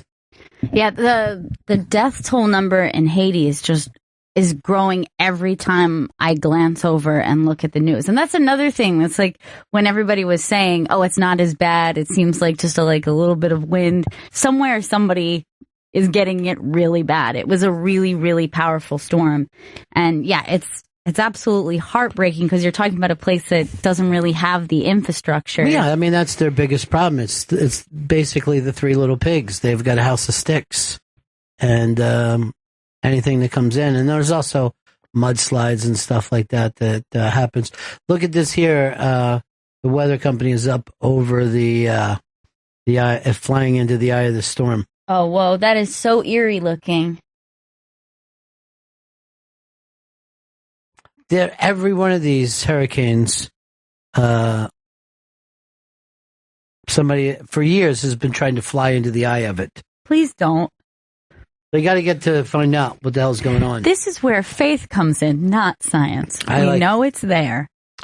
Old Cella, even though this thing sold out, the ticket scalper company is taking a fucking giant bath on it, mainly because old people don't want to spend extra money to lay out in the mud like kids. Yeah, so actually, if you waited longer, you're actually going to get a crazy deal right now because it's like less than half people are paying for these tickets for Old Cella. Well, the other side of this is all these bands have never stopped touring. They're going to come to your town. If you live in St. Louis, you'll get to see Dylan, Neil Young, whoever's all part of this, the Stones. Stones got a new blues album coming out. And I'm like, finally. You know, they're returning that kind of sound. Yeah. Stop trying to have hit records. Play the early fucking bluesy shit that you fell in love with. Now, do you think the majority of the people to show up to Old Cella will be older people? Or do you think it's young people, like an outside venue, an outside show is going to be a young man's game? Yeah, I don't know. I don't know anything about it, to tell you the truth. I even when it came up, I wasn't overly interested. I've seen every one of these people. Right. So why would I fly to go see Paul McCartney? He has toured nonstop for the past 20 years. So it's Bob Dylan, The Who, Neil Young as well. I mean, I think it would be a cool experience, but after a certain age, it becomes a requirement to sit to watch music. Like it was so easy to do when you were young. Sure. I could not understand how anybody was either sitting or they're in the way back. Like even like people who are not much older than me hanging around the bar in the back. And I was like, what are they thinking? And now I'm like, oh, it's impossible for me to stand for a show now. I'm exhausted with halfway through it. But everybody who's fans of these bands has seen them all multiple times. Multiple. and probably a better way to see them on their own. I mean, how many times do you think the Who have toured America in the last 45 years? Probably 30 times. Yeah. There's no reason to sit out in a fucking field to watch them. None at all. Earl has Unfiltered Excellence. I bet he does. We can't even find Filtered Excellence with Earl anymore. I'll tell you what I'm into right now is the virtual reality Facebook. And the beauty of that is now with this, you not only have to hear from friends you don't want to, but you can visually see them in your headset. Right. And it feels like they're really there with you. The thing, probably the reason you've only known them through social media, because you don't actually want to be around them. But this one, it's very difficult to understand what exactly would be the benefit of Facebook in particular in virtual reality is way too bizarre. I don't see any point to it either, but it is going to happen. It's a chat room where now you see the cartoon people looking at you. I don't know if I need a cartoon going, remember the time we went to Galveston? You get so fucked up. No. Yes. There's no reason to bring it back up again. No, what I like the idea of this is then we're going to do it for social media, but then maybe we'll move it outward for other different types of websites where commenters and trolls become like a physical nuisance. Like that suddenly they're just in, like a commenter's just in your face like, you stink. Virtually pissing on you. And who was that? The guy from the Actors Studio was showing up? That's James Lipton. Yeah, this is one of the things where it's like you have applied a technology to a place I don't think it needs it. Like this is one I would say that about all technology. It's really not needed. Not when we haven't mastered some things that I think we should focus on. For example, I don't think we ever really got a good solution for the umbrella. It's kind of a lousy invention. Well, first of all, I don't know if I say that I would ever say that it's lousy. It does keep rain off of you and onto your ankles and thighs, but it hasn't been updated. It's one of the few that hasn't been updated in like 300 years. Yeah, it's no better, and even the solution of, okay, this is an umbrella, it's a little bit more heavy duty. You still have the same problems with wind where rain blows onto you, so you're still getting wet. I think you're best off in the fisherman's rain cap and slicker. Yeah. I think that's the way to go. And forget about umbrella completely. And it's a terror in the city.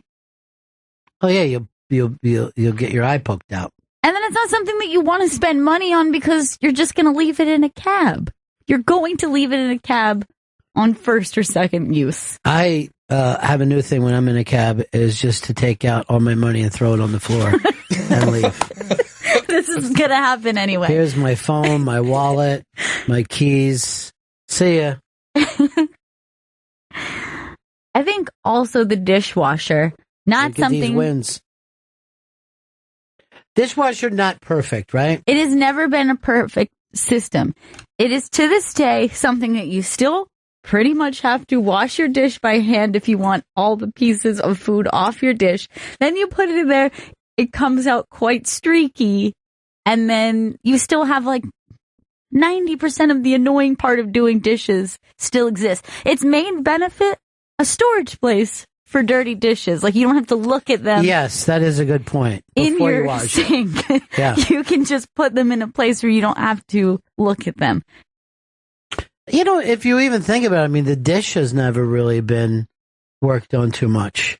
The dish still looks like a dish from the 1800s. Right. Just like a slab where you're going to put your food. Here's some ceramic so that your food doesn't go directly on the table.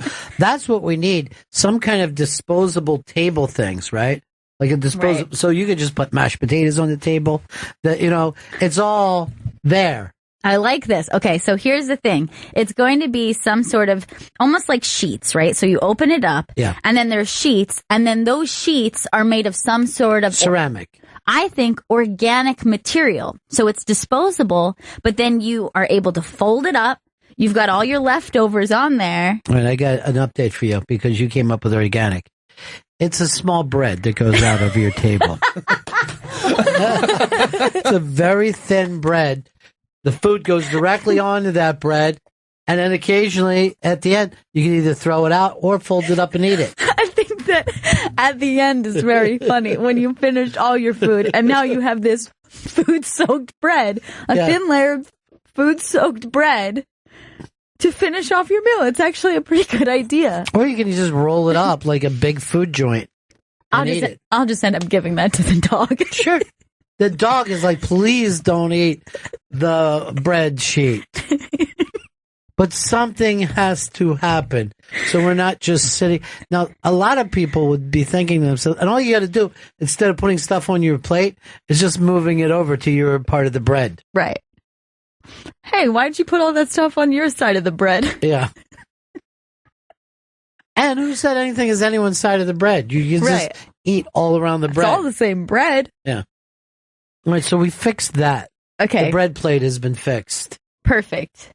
If we could come up with basic solutions and not waste our time doing virtual reality Facebook, which we don't need. My other thing is just to try to make a glass out of a thin sheet of ice so that you're cooling your soda and then biting into it and finishing that way.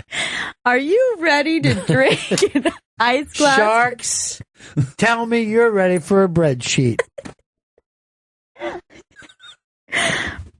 It's like some sort of a bread bowl cloth. I don't know. I haven't come up with the answer here. I think it works for everybody. Some sort of a clothy bread. Yeah. Stored inside of the table. Hey, Steve in Tampa. What's up, buddy? Well, now you got me a little going off a little bit. They had cheesecloths that Rocky packed the meat with in Rocky 1, and you could create a whole table of a big bread bowl.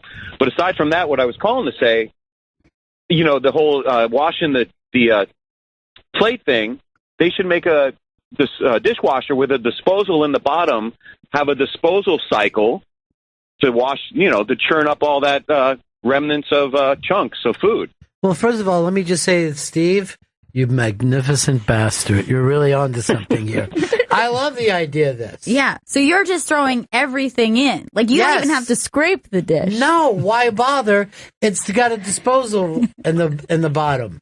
This is, of course, if the table bread doesn't work out. Yeah. The trouble is when you do like linguine and clams and you put a little Parmesan on it, it gets, you know, on the you got to scrape it off the plate. I'll say this.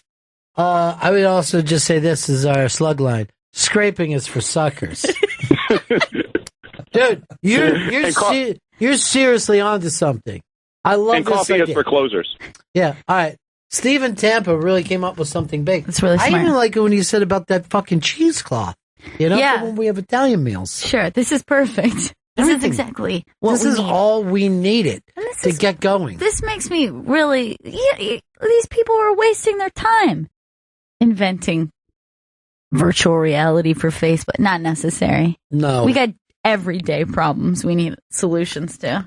Matt in California. Yeah, I've heard, if you ever had Ethiopian food, they have that, like, it's like a thin pancake bread that they use as their plate, and then they use it as their utensil, too. Well, first of all, I like where they're coming from. I want our food to be more edible than theirs. But, you know, when you show me a fat Ethiopian, I'll feel like they have good food. Right. But I need to see one fat guy over there. Most Ethiopians go like this. Oh, we're eating Ethiopian food again tonight? Please, something else. Just let me eat the bread plate. Bread plates. I mean, could we utilize maybe their thin papery bread for sheet form? I don't know. I've noticed that it looks a little spongy, like it's a little bit too porous, and that kind of concerns me. I don't like spongy bread. If you see, the pores are kind of, that's gross. It looks a little bit like like a brain material. That's the fucking Ethiopians for it. They're always eating that brain bread. I give them credit, though. At least they're out, in front of the wave here. Yeah, I mean, they definitely got rid of the plate. We already decided was the problem. Siobhan in Toronto. Siobhan. Or is it Sean? I'm going to move on. Here's Richard in St. Louis. Richard. Hey, what's going on? Hey. Hello? Hey. Hello? Oh, these fucking phones. Eric, Colorado. Hey, buddy. Hey, so actually, some of your higher-end dishwashers do have a small grinder built into the bottom of them for certain food particles. Because you get stuff, I mean, most dishwashers have a trap in there anyhow to collect stuff that you should empty occasionally. And some of them do have like a grinder in there for certain particles that will fall through. And if you're having to pre-rinse your dishes, you need a better quality dishwasher too. Mine stinks. Sure. That's my problem. Yeah. Basically what it is just a hot water drawer that I put my dishes in. More hot water drawer?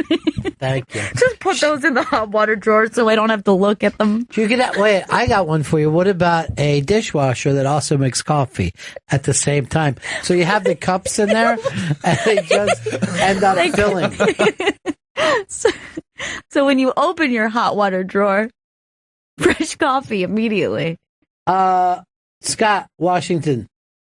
Hey, Ronnie. Hey, buddy. I think we forgot that our Mexican friends already came up with a food plate, already the same shape as a tortilla. I can't even see what they're doing in Mexico because of the Trump wall. What the fuck is happening over there? Like, I knew that they were going to build it. I didn't know it was going to be so high. Yeah. I mean, I'm short, so I can't see anything.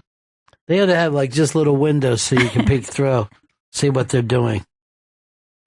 Yesterday, we had to go to another studio to record some stuff that I'm doing, and a girl just came and put her face in the little glass thing like this.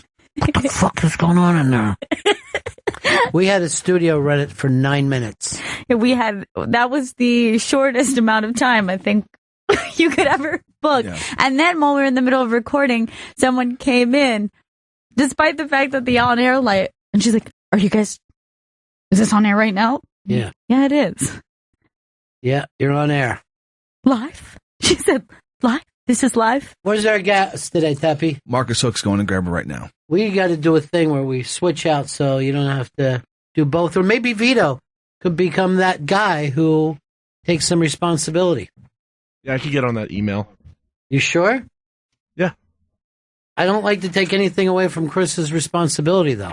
No, I would love to be emailed when the guest is here.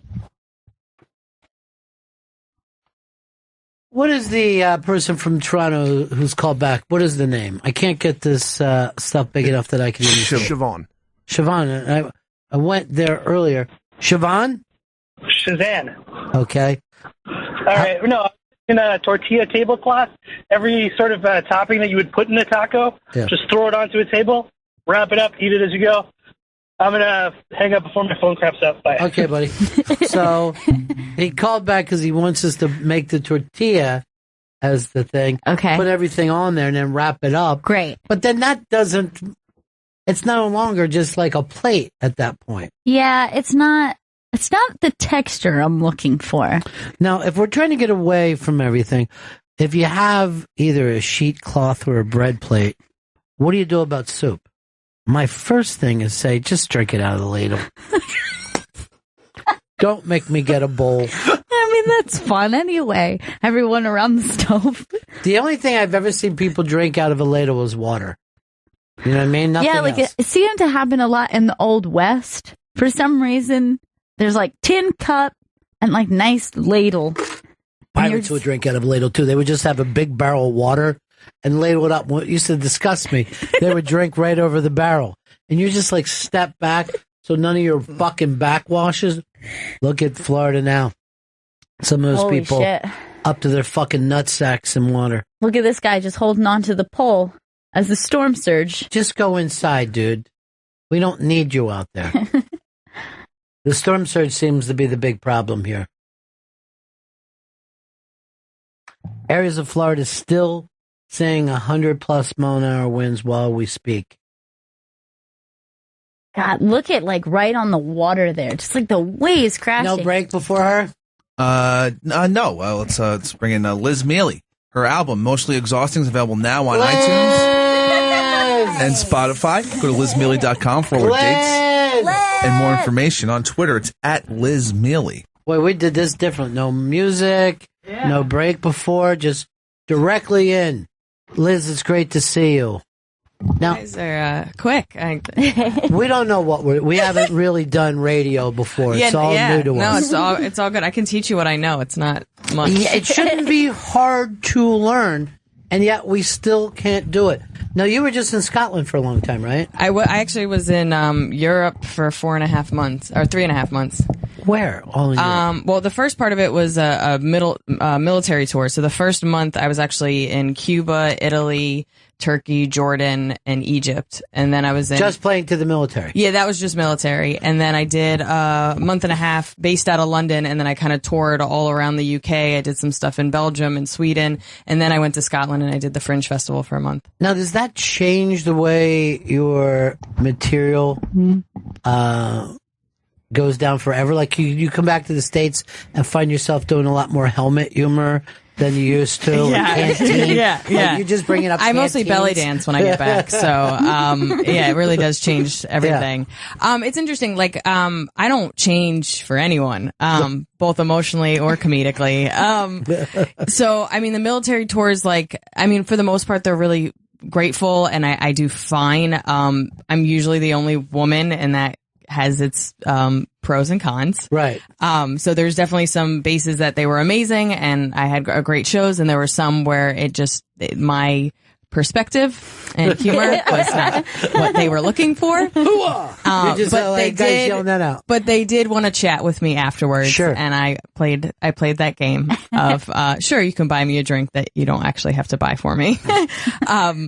But I mean, and then everything overseas, I've actually been touring overseas now for 3 years, and I'm kind of shocked how little I have to change. I guess I just kind of found out how universal both I am, and both just the fact that, so much American television and movies is over there. And so the accent doesn't trip you up. Being a New Yorker, New York based, they're so familiar with New York that you don't have to really change. I mean, I would say in my hour that I did, I maybe changed like 2 or 3 words. Wow. Something like, I don't have to change high school. They know what high school is, even though they don't. But like, instead of saying public school, I would say state school, because it has a completely different connotation. And it just would mess up how they digest that joke. But for the most part, they know everything, and I don't really, I'm not political. I'm not really talking about much like cultural stuff. I'm just kind of talking about my dumb thoughts. Yeah.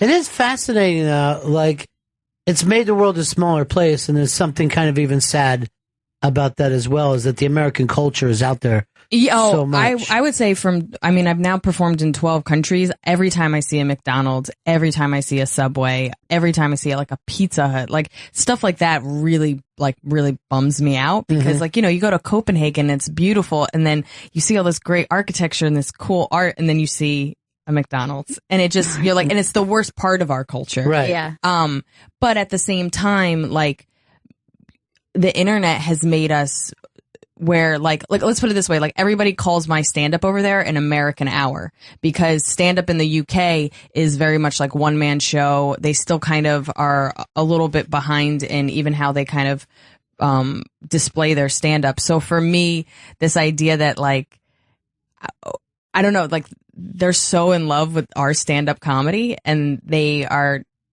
I mean, in some ways maybe it is sad because they're trying to be more like us, but I also think like they're growing their stand-up to be in a different format. And I don't know. I creatively, I think it's cool because you discover so many different types of work, but you also get to meet so many different people that are trying to get the same goal. Like, I don't know. I can see pros and cons of everything becoming universal.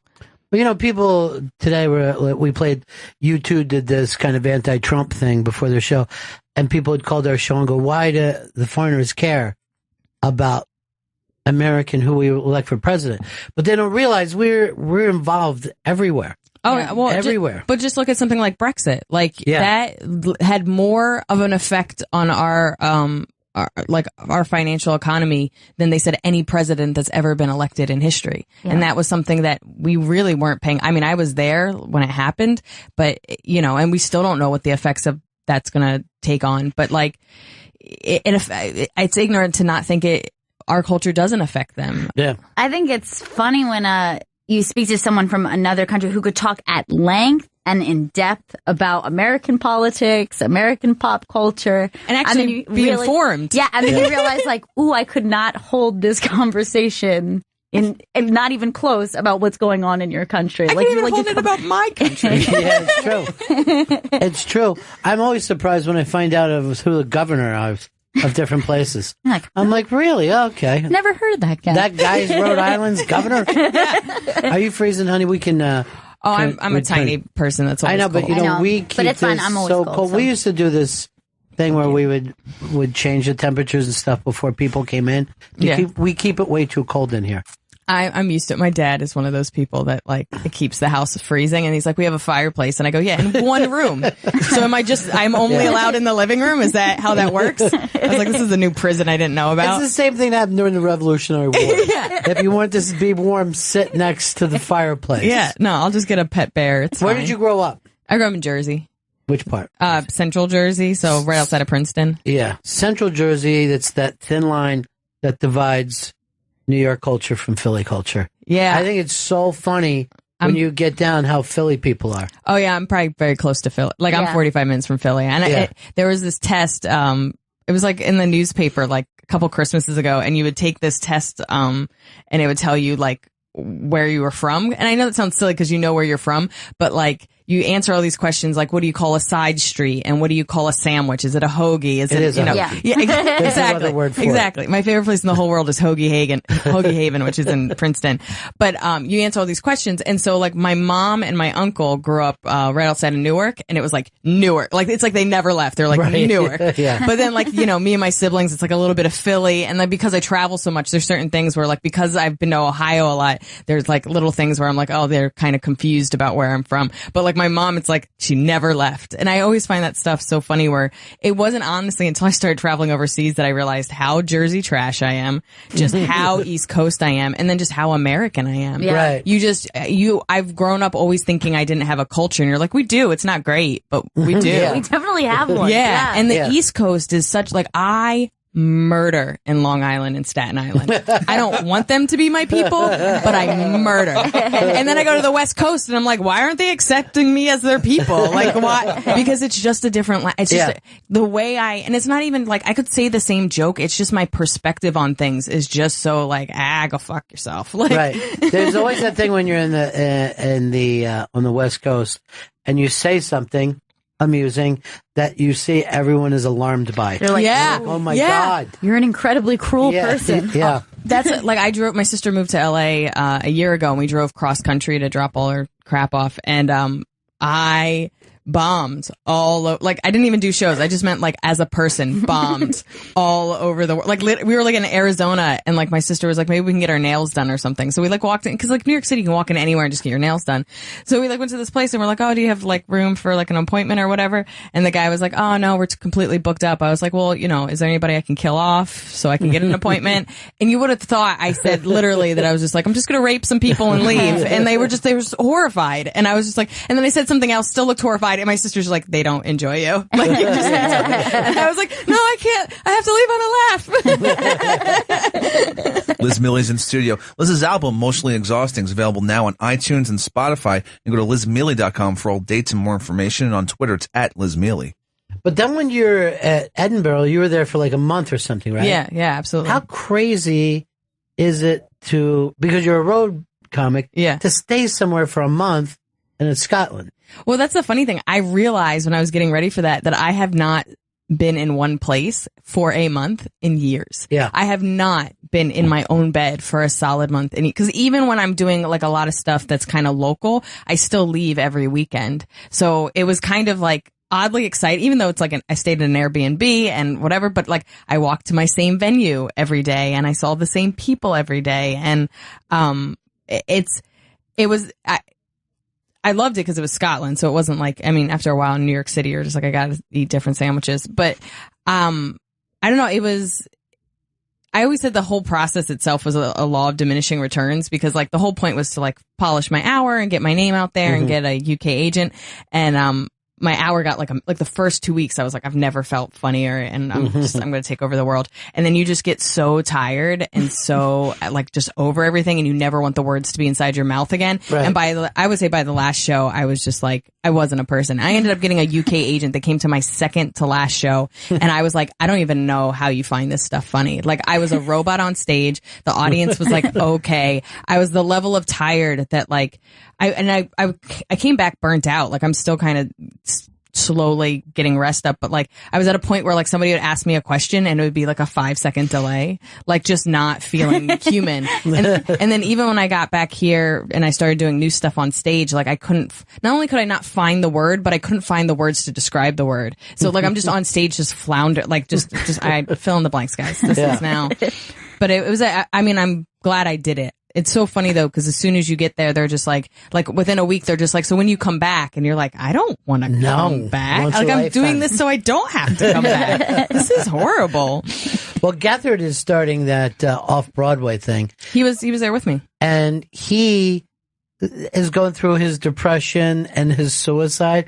And I don't know if that's healthy every night to be talking about suicidal thoughts and depression when you're already, you know, but it's so exhausting too. But he was at the Fringe with me. I think he's so funny, and he's amazing. As somebody that also talks about like mental illness and just kind of the darker side of things, like it's actually oddly therapeutic, and there's a power that gets taken over it. Because if you call a friend every day and say, I'm sad and I want to kill myself and everything sucks, you're just reinforcing those thoughts, rather than if you do something creative with it and you are explaining something to somebody and bring joy to it and have something bigger than just those raw emotions, you now are able to connect with people. And that's the whole reason you were probably depressed and not feeling great in the first place. So that act of connecting with people is, they always say like the opposite of sadness is not happiness, it's connection.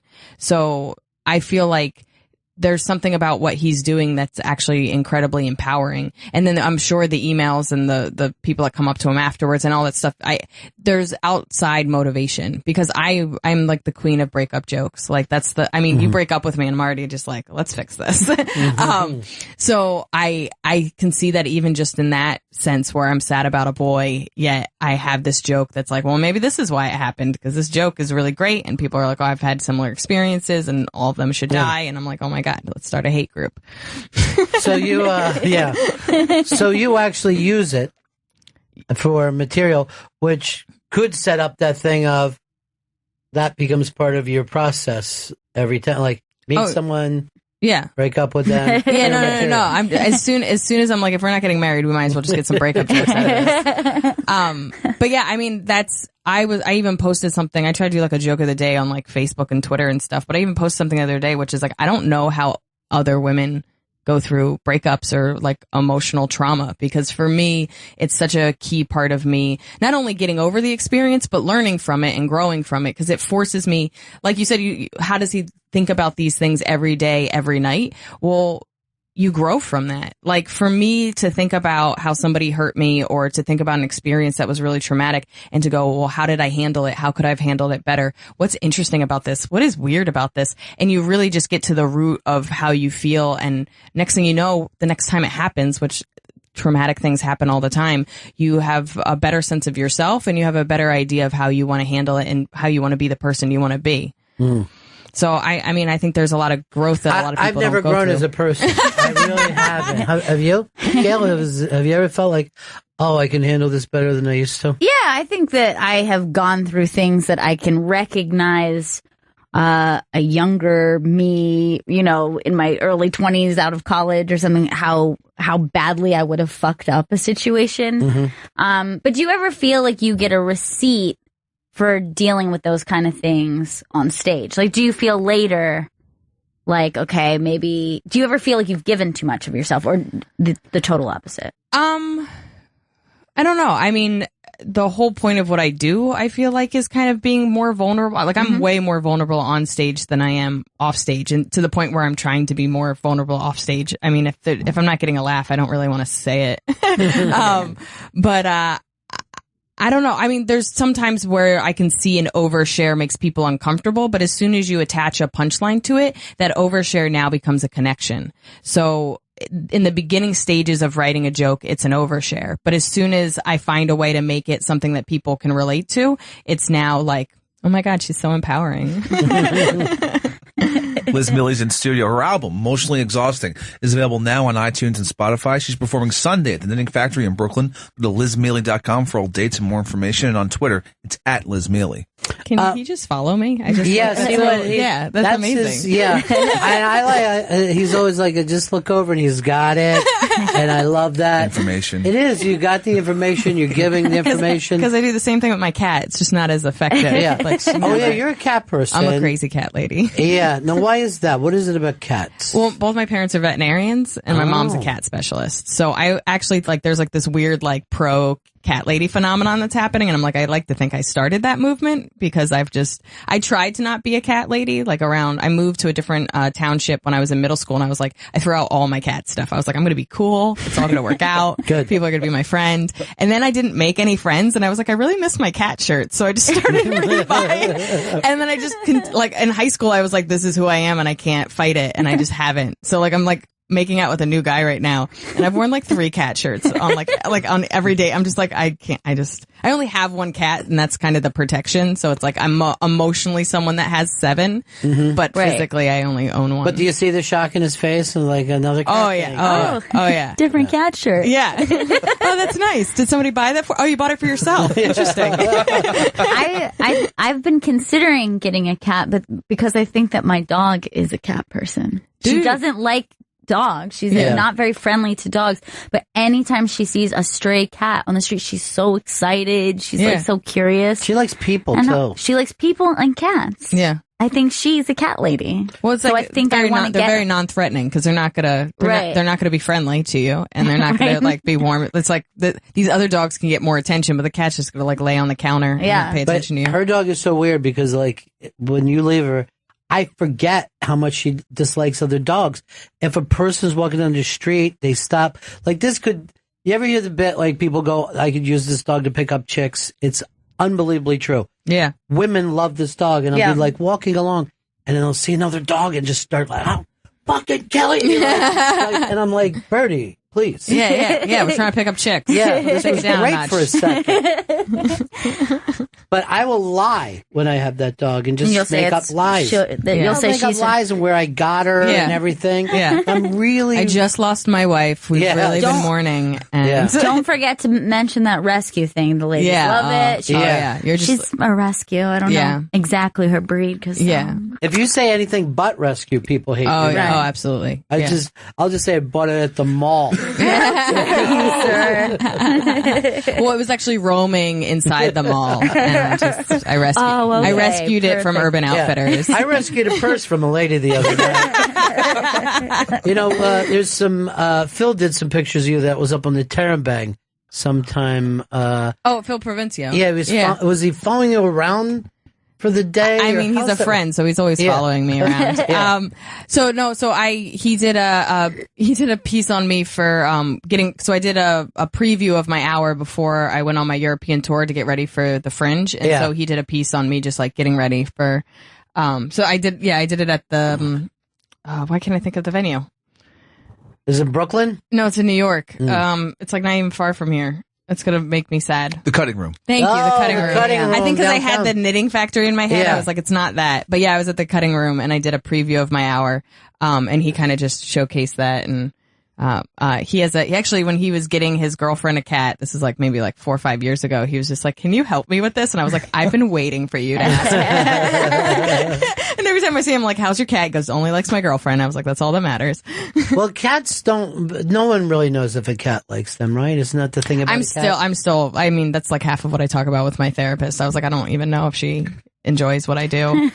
I feel like if you're at the therapist talking about your cat, you're wasting money. Yeah. I mean, most of what I tell my therapist is a waste of money. Well, with a dog, it's the opposite. Like, she's never not looking at me like, you're great. Yeah. I mean, everything you say, everything you do. But isn't it like a culture shock when you leave and not everyone feels that way about you? Oh, yeah. It's heartbreaking. So, like, I'll never have a friend as good as my dog. It is true. But my cat prepares me for audiences. Like, it's just like I'm always just trying to, like, get something out of her. That's a fucking great bit to stand up in front of a bunch of cats. You're just trying to get over with them. Judging me. My old neighbor does like art with like Sharpies and stuff, and he made me a picture for my birthday years ago, and it's the whole audience is aliens. And they're all like snoring and looking uncomfortable. I was like, did you make me an art piece of bombing? And he's like, yeah, I did. And I was like, great, awesome. I was like, you must have seen my stand up. It's the only art form that no matter how good you get, you can still fail. Oh yeah. No matter who, like, I don't think, you think of any classic rock band, they haven't failed in 30 years. Yeah. But any comic, no matter how good, could fail tonight. Yeah, I mean, I saw Dave Chappelle at Radio City like 2 years ago, and he told like a 30-minute bombing story. It was amazing. But it's like, and you know what I mean? Like, that's the kind of stuff that I still love hearing about. And like, when I first started, I was a huge Mitch Hedberg fan. Yeah. And he was the guy that, like, because I loved him so much, like, hearing stories about him not doing well made me feel like, okay, you can still be good and you can be misunderstood, and that's okay. And that just because you're not good doesn't, like, just because this show didn't go well doesn't mean you're not good. And I think understanding that in all aspects of your life, that there's an audience for everybody. So just because this, relationship didn't work out doesn't mean that you're not dateable or that you're not somebody special to somebody else, or, you know what I mean? Or like, yeah, you might not be good at accounting, but you might be better at architecture, whatever it is. Like, there's going to be a place for you, and there's an audience for you, and there's a talent inside you. It's just kind of finding it. What do you think about, what was so unique about Mitch, though? Mitch, for me, he's the best. Whenever somebody asks me about what it takes to be a good comic, I say it's an interesting perspective. So when you first start doing stand-up, you're just trying to find out what's funny, but that's not what makes you drawn to Mitch. That's not what makes you drawn to Chappelle. That's not what makes you drawn to Carlin. It's their perspective on stuff, because we're all talking about the same shit. There's a couple of things that, what I liked about him is almost the way people talk about Seinfeld. He would see ideas and jokes and things that most people would look over. So, I always think of the classic where he goes, escalators can never be broke. They can only become stairs. Sorry for the convenience. And it's like every single day people are walking up broken escalators, and it's just it's a nuisance. And he thought of this positive, like, actually it still functions, not the way you wanted it to, but it still works. And so for me, his stand-up is actually oddly positive if you really think about it. And his perspective is so uniquely him that I could quote 4 or 5 Mitch Hedberg jokes, and most people would at the very least know it's the same person saying it, if not knowing it's Mitch. And that's something I've always said is the key to a good comic, is a truthful, interesting perspective. So I would like to think the same thing, that if you put my jokes next to a bunch of other comedians, you'd be able to at least pull out all of my jokes and know that they're uniquely mine. And not just because of the content, but also because of how I display the content. So yeah, I would have jokes about my mom being a veterinarian. Yeah, that's going to be uniquely me, but it's the perspective I have on just a veterinarian in general, which is going to come from my unique perspective. So I just think he was so truthful to himself. And that's what I think a great comedian is. So I think of somebody like, I was a huge Greg Giraldo fan. I'm just huge of like a lot of people that are dead. But like Greg. But all those things too is like, I think you saw it in Mitch and Greg, his life doesn't come easy. Yeah. And there's something really amazing about seeing people, even if they're not talking about that, the fact that you pick up on it. Yeah. Yeah. I think that's why you never run into people like, I come from a rich family and I'm a comedian. You know what I mean? It just doesn't happen. Yeah. Well, I don't think your trouble has to be financial. Because think of like Robin Williams came from a very wealthy family. So, he dealt with his own emotional issues and was an incredibly talented person. I think really it's about, for me and for a lot of my friends and the people that I admire, there's a disconnect between who you feel and who you want people to see you as. And I spent most of my life feeling unaccepted and feeling very, disconnected and ostracized. And only through comedy have I had the perseverance to try to understand myself and to try to bridge that connection to other people. And it is a lifetime battle because you really do. I remember, like, I'm a big Bill Burr fan, and I think it's like 3 albums ago, he talked about having a hole in his heart and how he's just trying to stuff things into that hole. And it was the first time somebody said, like, oh yeah, it doesn't matter how much I kill. It doesn't matter how many people write emails saying I'm amazing. It doesn't matter how many friends I have. I still have this hole that says I'm not enough and that I'm not accepted. And, you know, that is what therapy is for. And that is what a lot of the reading I do and I like myself a lot more than I did, 14 years ago when I started. But like, I still struggle with, feeling like people truly understand me and feeling accepted. And so that's the thing that continues for me to go. But I can see it be the thing that also could tear me apart if I can't also accept all the things that I have done to help me connect with people. In recovery, that's called a God-shaped hole. Yeah. And I love that fucking term because you don't know what it means. You don't know what that thing is. Yeah. That means God to you. Yeah. But you know what it means. Like, it feels like the universe isn't well. Not so much that you're not well. Yeah. You're in a place that is unwell. Yeah, absolutely. And I feel like comedy was the first place that I found other people that felt similarly to me, but also the first time that I was able to have a voice, because I grew up without one. I grew up in a really strict kind of abusive home that you talk when you're spoken to and your feelings aren't valid. I mean, my dad told me to control my feelings my entire life. And like, I was like, I don't know how to do that. You know what I mean? Yeah. And now as I'm older and I'm healthier, I kind of understand what he was trying to say. But I mean, there's such a better way to have gone about that. And now that I feel like not only do I have a voice on stage, but I have a voice that I can connect to friends and just be a better person to the people around me. I can see my comedy even change, because my comedy used to be very self-deprecating, and it's still self-deprecating, but just really negative, and the world is against me. And now there's more of an empowerment, and there's more of I still have this strong perspective, but it comes from a little bit of a healthier place. Chris, do we need a break? We should break one more time for the end of the show. Do the nice plug thing. Liz Miele's in studio. Yeah. Her album, Emotionally Exhausting, is available now on iTunes and Spotify. As part of the New York Comedy Festival, she's performing at the Skirball Center, opening for Harry Condobalu. That's November 5th. And on Twitter and Instagram, it's at Liz Miele. Let's take a break. Can you hang out for a little bit? Or okay, we'll be right back. It's Bennington. It's like a 140-character live journal. It's hashtag Bennington. Tweet it. Welcome back to Bennington. Thanks. Liz Miele's in studio. Liz's album, Emotionally Exhausting, is available now on iTunes and Spotify. She's performing Sunday at the Knitting Factory in Brooklyn. Go to lizmiele.com for all dates and more information. And on Twitter and Instagram, it's at Liz Miele. Gail and Liz were just hair modeling for each other. I did a really solid Ariel from Little Mermaid hair flip. Oh, I call it the Rita Hayworth. That works too. Yeah. Same move. Well, the reference is a little more sophisticated. Yeah. I watch old movies. Don't want to brag. It's fine. Are we having a stare off? No, I was thinking take it. Oh. On hair specifically? And no, anything that you wanted to talk about.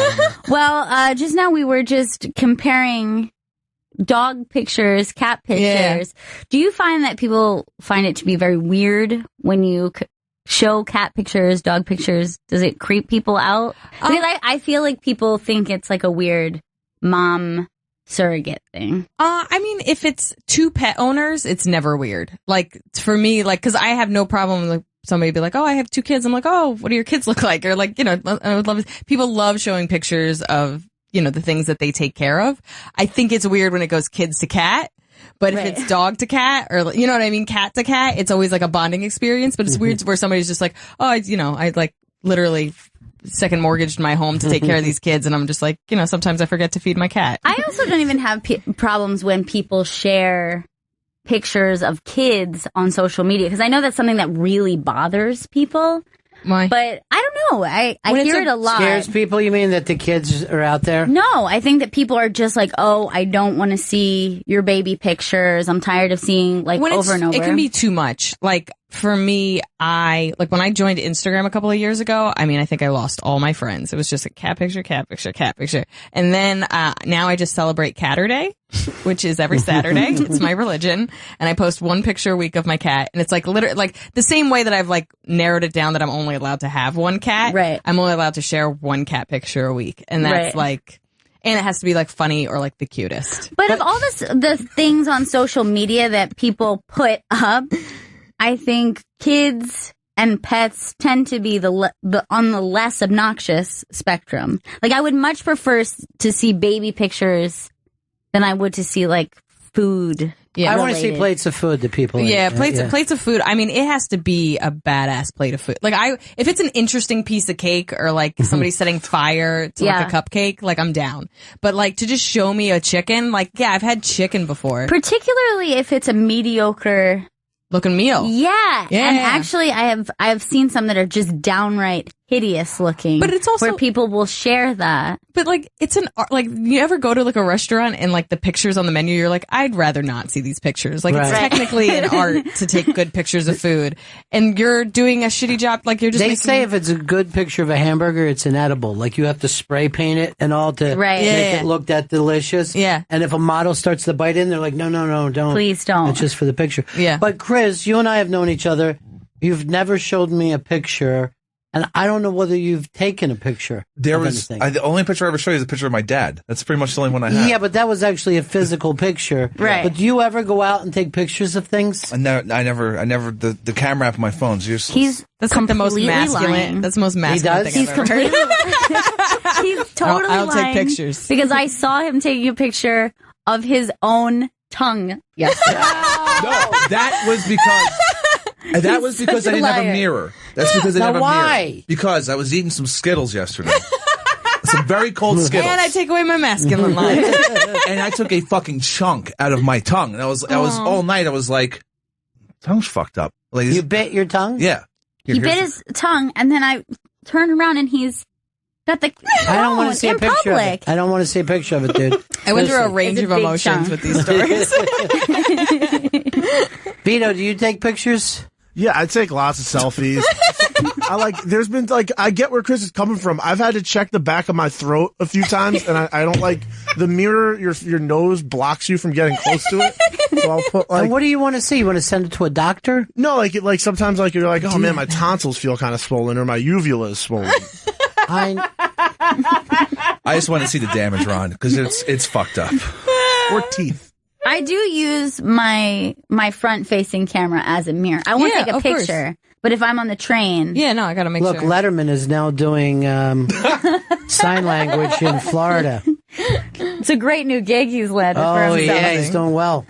Just gotta keep it interesting in retirement. Yeah, he is. There's just a thing that he was in India the other day, and he's doing some kind of something for National Geographic, which I kind of dig. Like, go so far away from what you did before, right? For your next thing. I hate when they have a new project and it's like, isn't this the same as what you just did? Yeah, absolutely. It's like I do a political show, and now I just do this political show on a different network. Yeah, right. It doesn't make sense.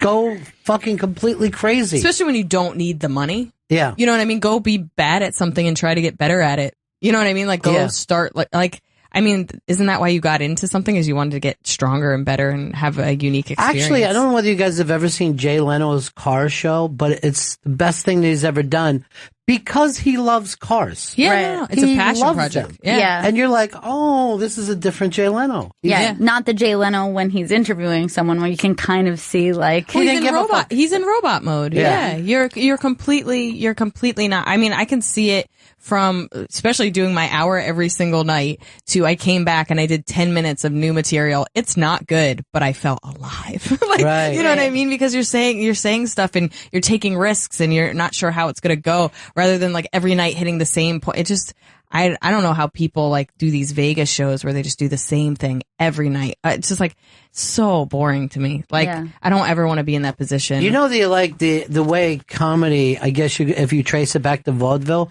those guys would get 15 minutes and kept it the same for a lifetime. Yeah. Because there was none of it was ever recorded or seen by the same audience again.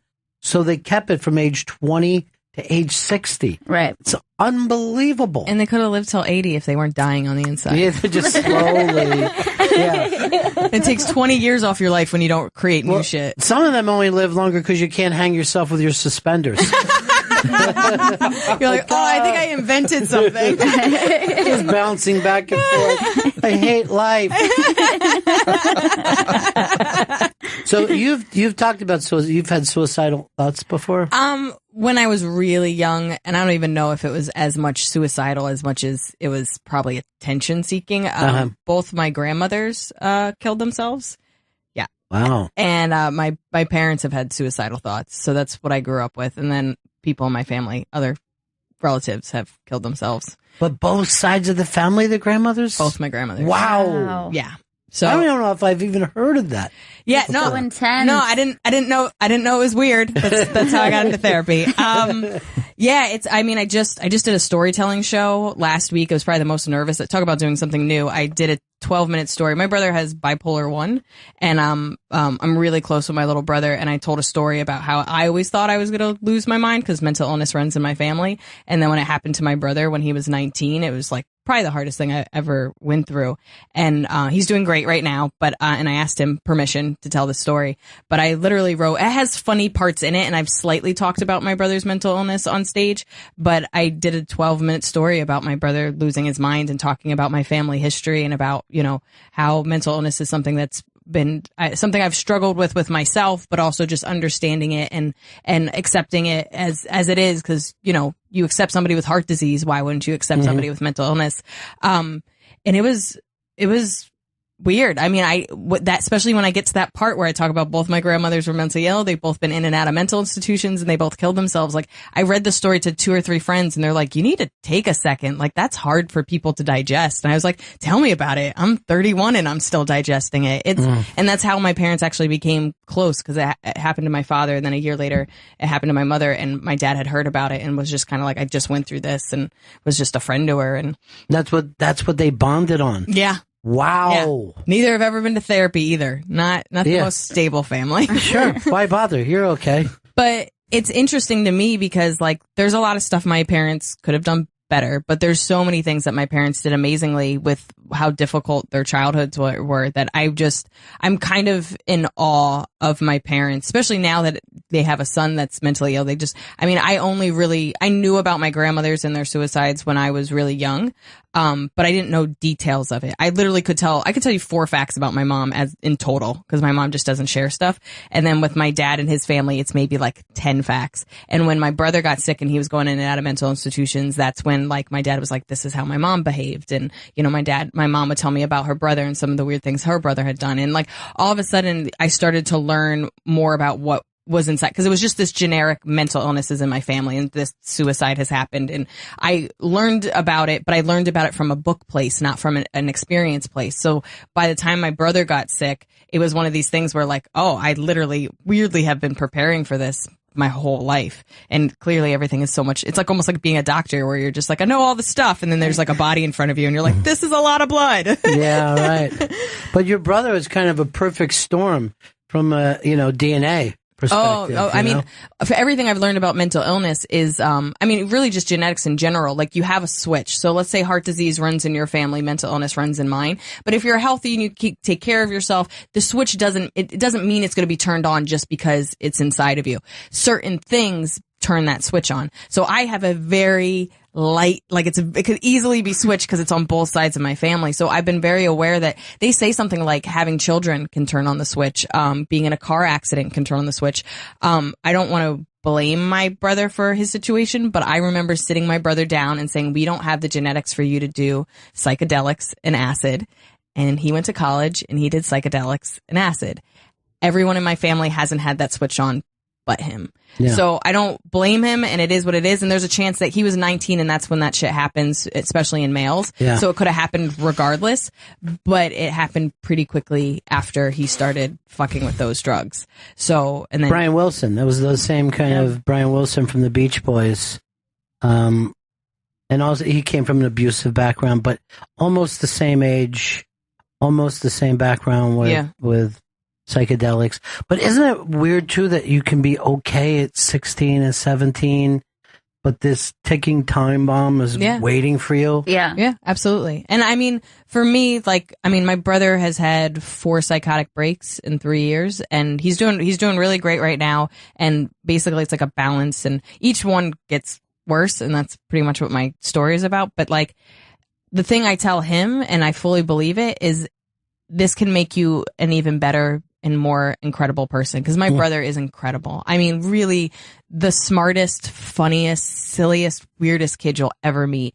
And if you can get through this, you are unstoppable. Because just like with people that just deal with physical ailments and have overcome them, you can look back, and I hope this for my brother, that it is the thing that sets him apart even more, and the thing that makes him an even better person, because he was already awesome before it. And I think if you don't allow these things to be a hindrance, like, they always tell like those cliche stories where like 2 men come back from like World War II and they both are missing a leg, and one becomes like an alcoholic and, is just kind of the shut-in, and the other becomes a pillar of the community and is, takes care of people. So it's the perspective you have on a setback. So for me, I mean, talk about perspective. My brother was already had an interesting, smart, unique perspective before he got sick. But now, I mean, he remembers all the weird shit he did when he was crazy. Like, I mean, I have a new joke about it. My brother set fire to all my father's self-help books, because my dad's a big self-help guru. And my mom's one of the funniest people I ever meet. My mom literally called me up and she was like, sanest thing anyone in this family. She was like, but that's like, my family dealt with this in a really positive, thoughtful way. Everybody saw it as soon as it happened and started taking care of him. And I mean, I'm trying, my brother's a really great writer, and I'm trying to encourage him to write about it, even if it's not in a professional sense, just because there's so many people that have gone through that and haven't had the support that he's had. And the fact that my parents have enough money to, I mean, talk about, if you knew what the insurance companies tried to do and not do when my brother was literally like being picked up by the police, roaming around like a homeless person, crazy person. And they're just like, well, you can't get these drugs for another 30 days because he had them 30 days. You're just like, are you like, this is why people shoot up buildings. Like, this is why horrible things happen, is because you have he's clearly sick and you have these ridiculous limitations to medicine.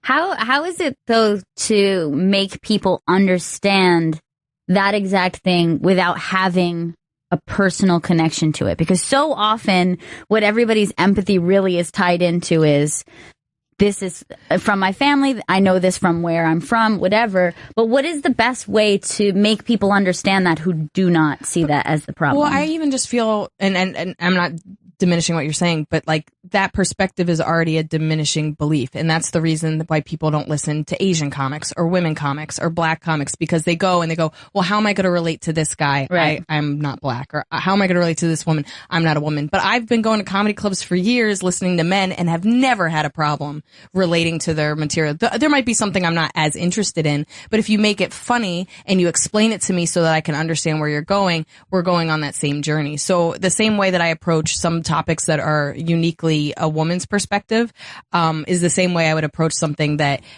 people that don't deal with mental illness might go through. So it's about teaching people a little bit. So I even say, my brother has bipolar 1. If you don't know anything about mental illness, bipolar 2 is depression, then mania. Bipolar 1 is depression, mania, psychotic break.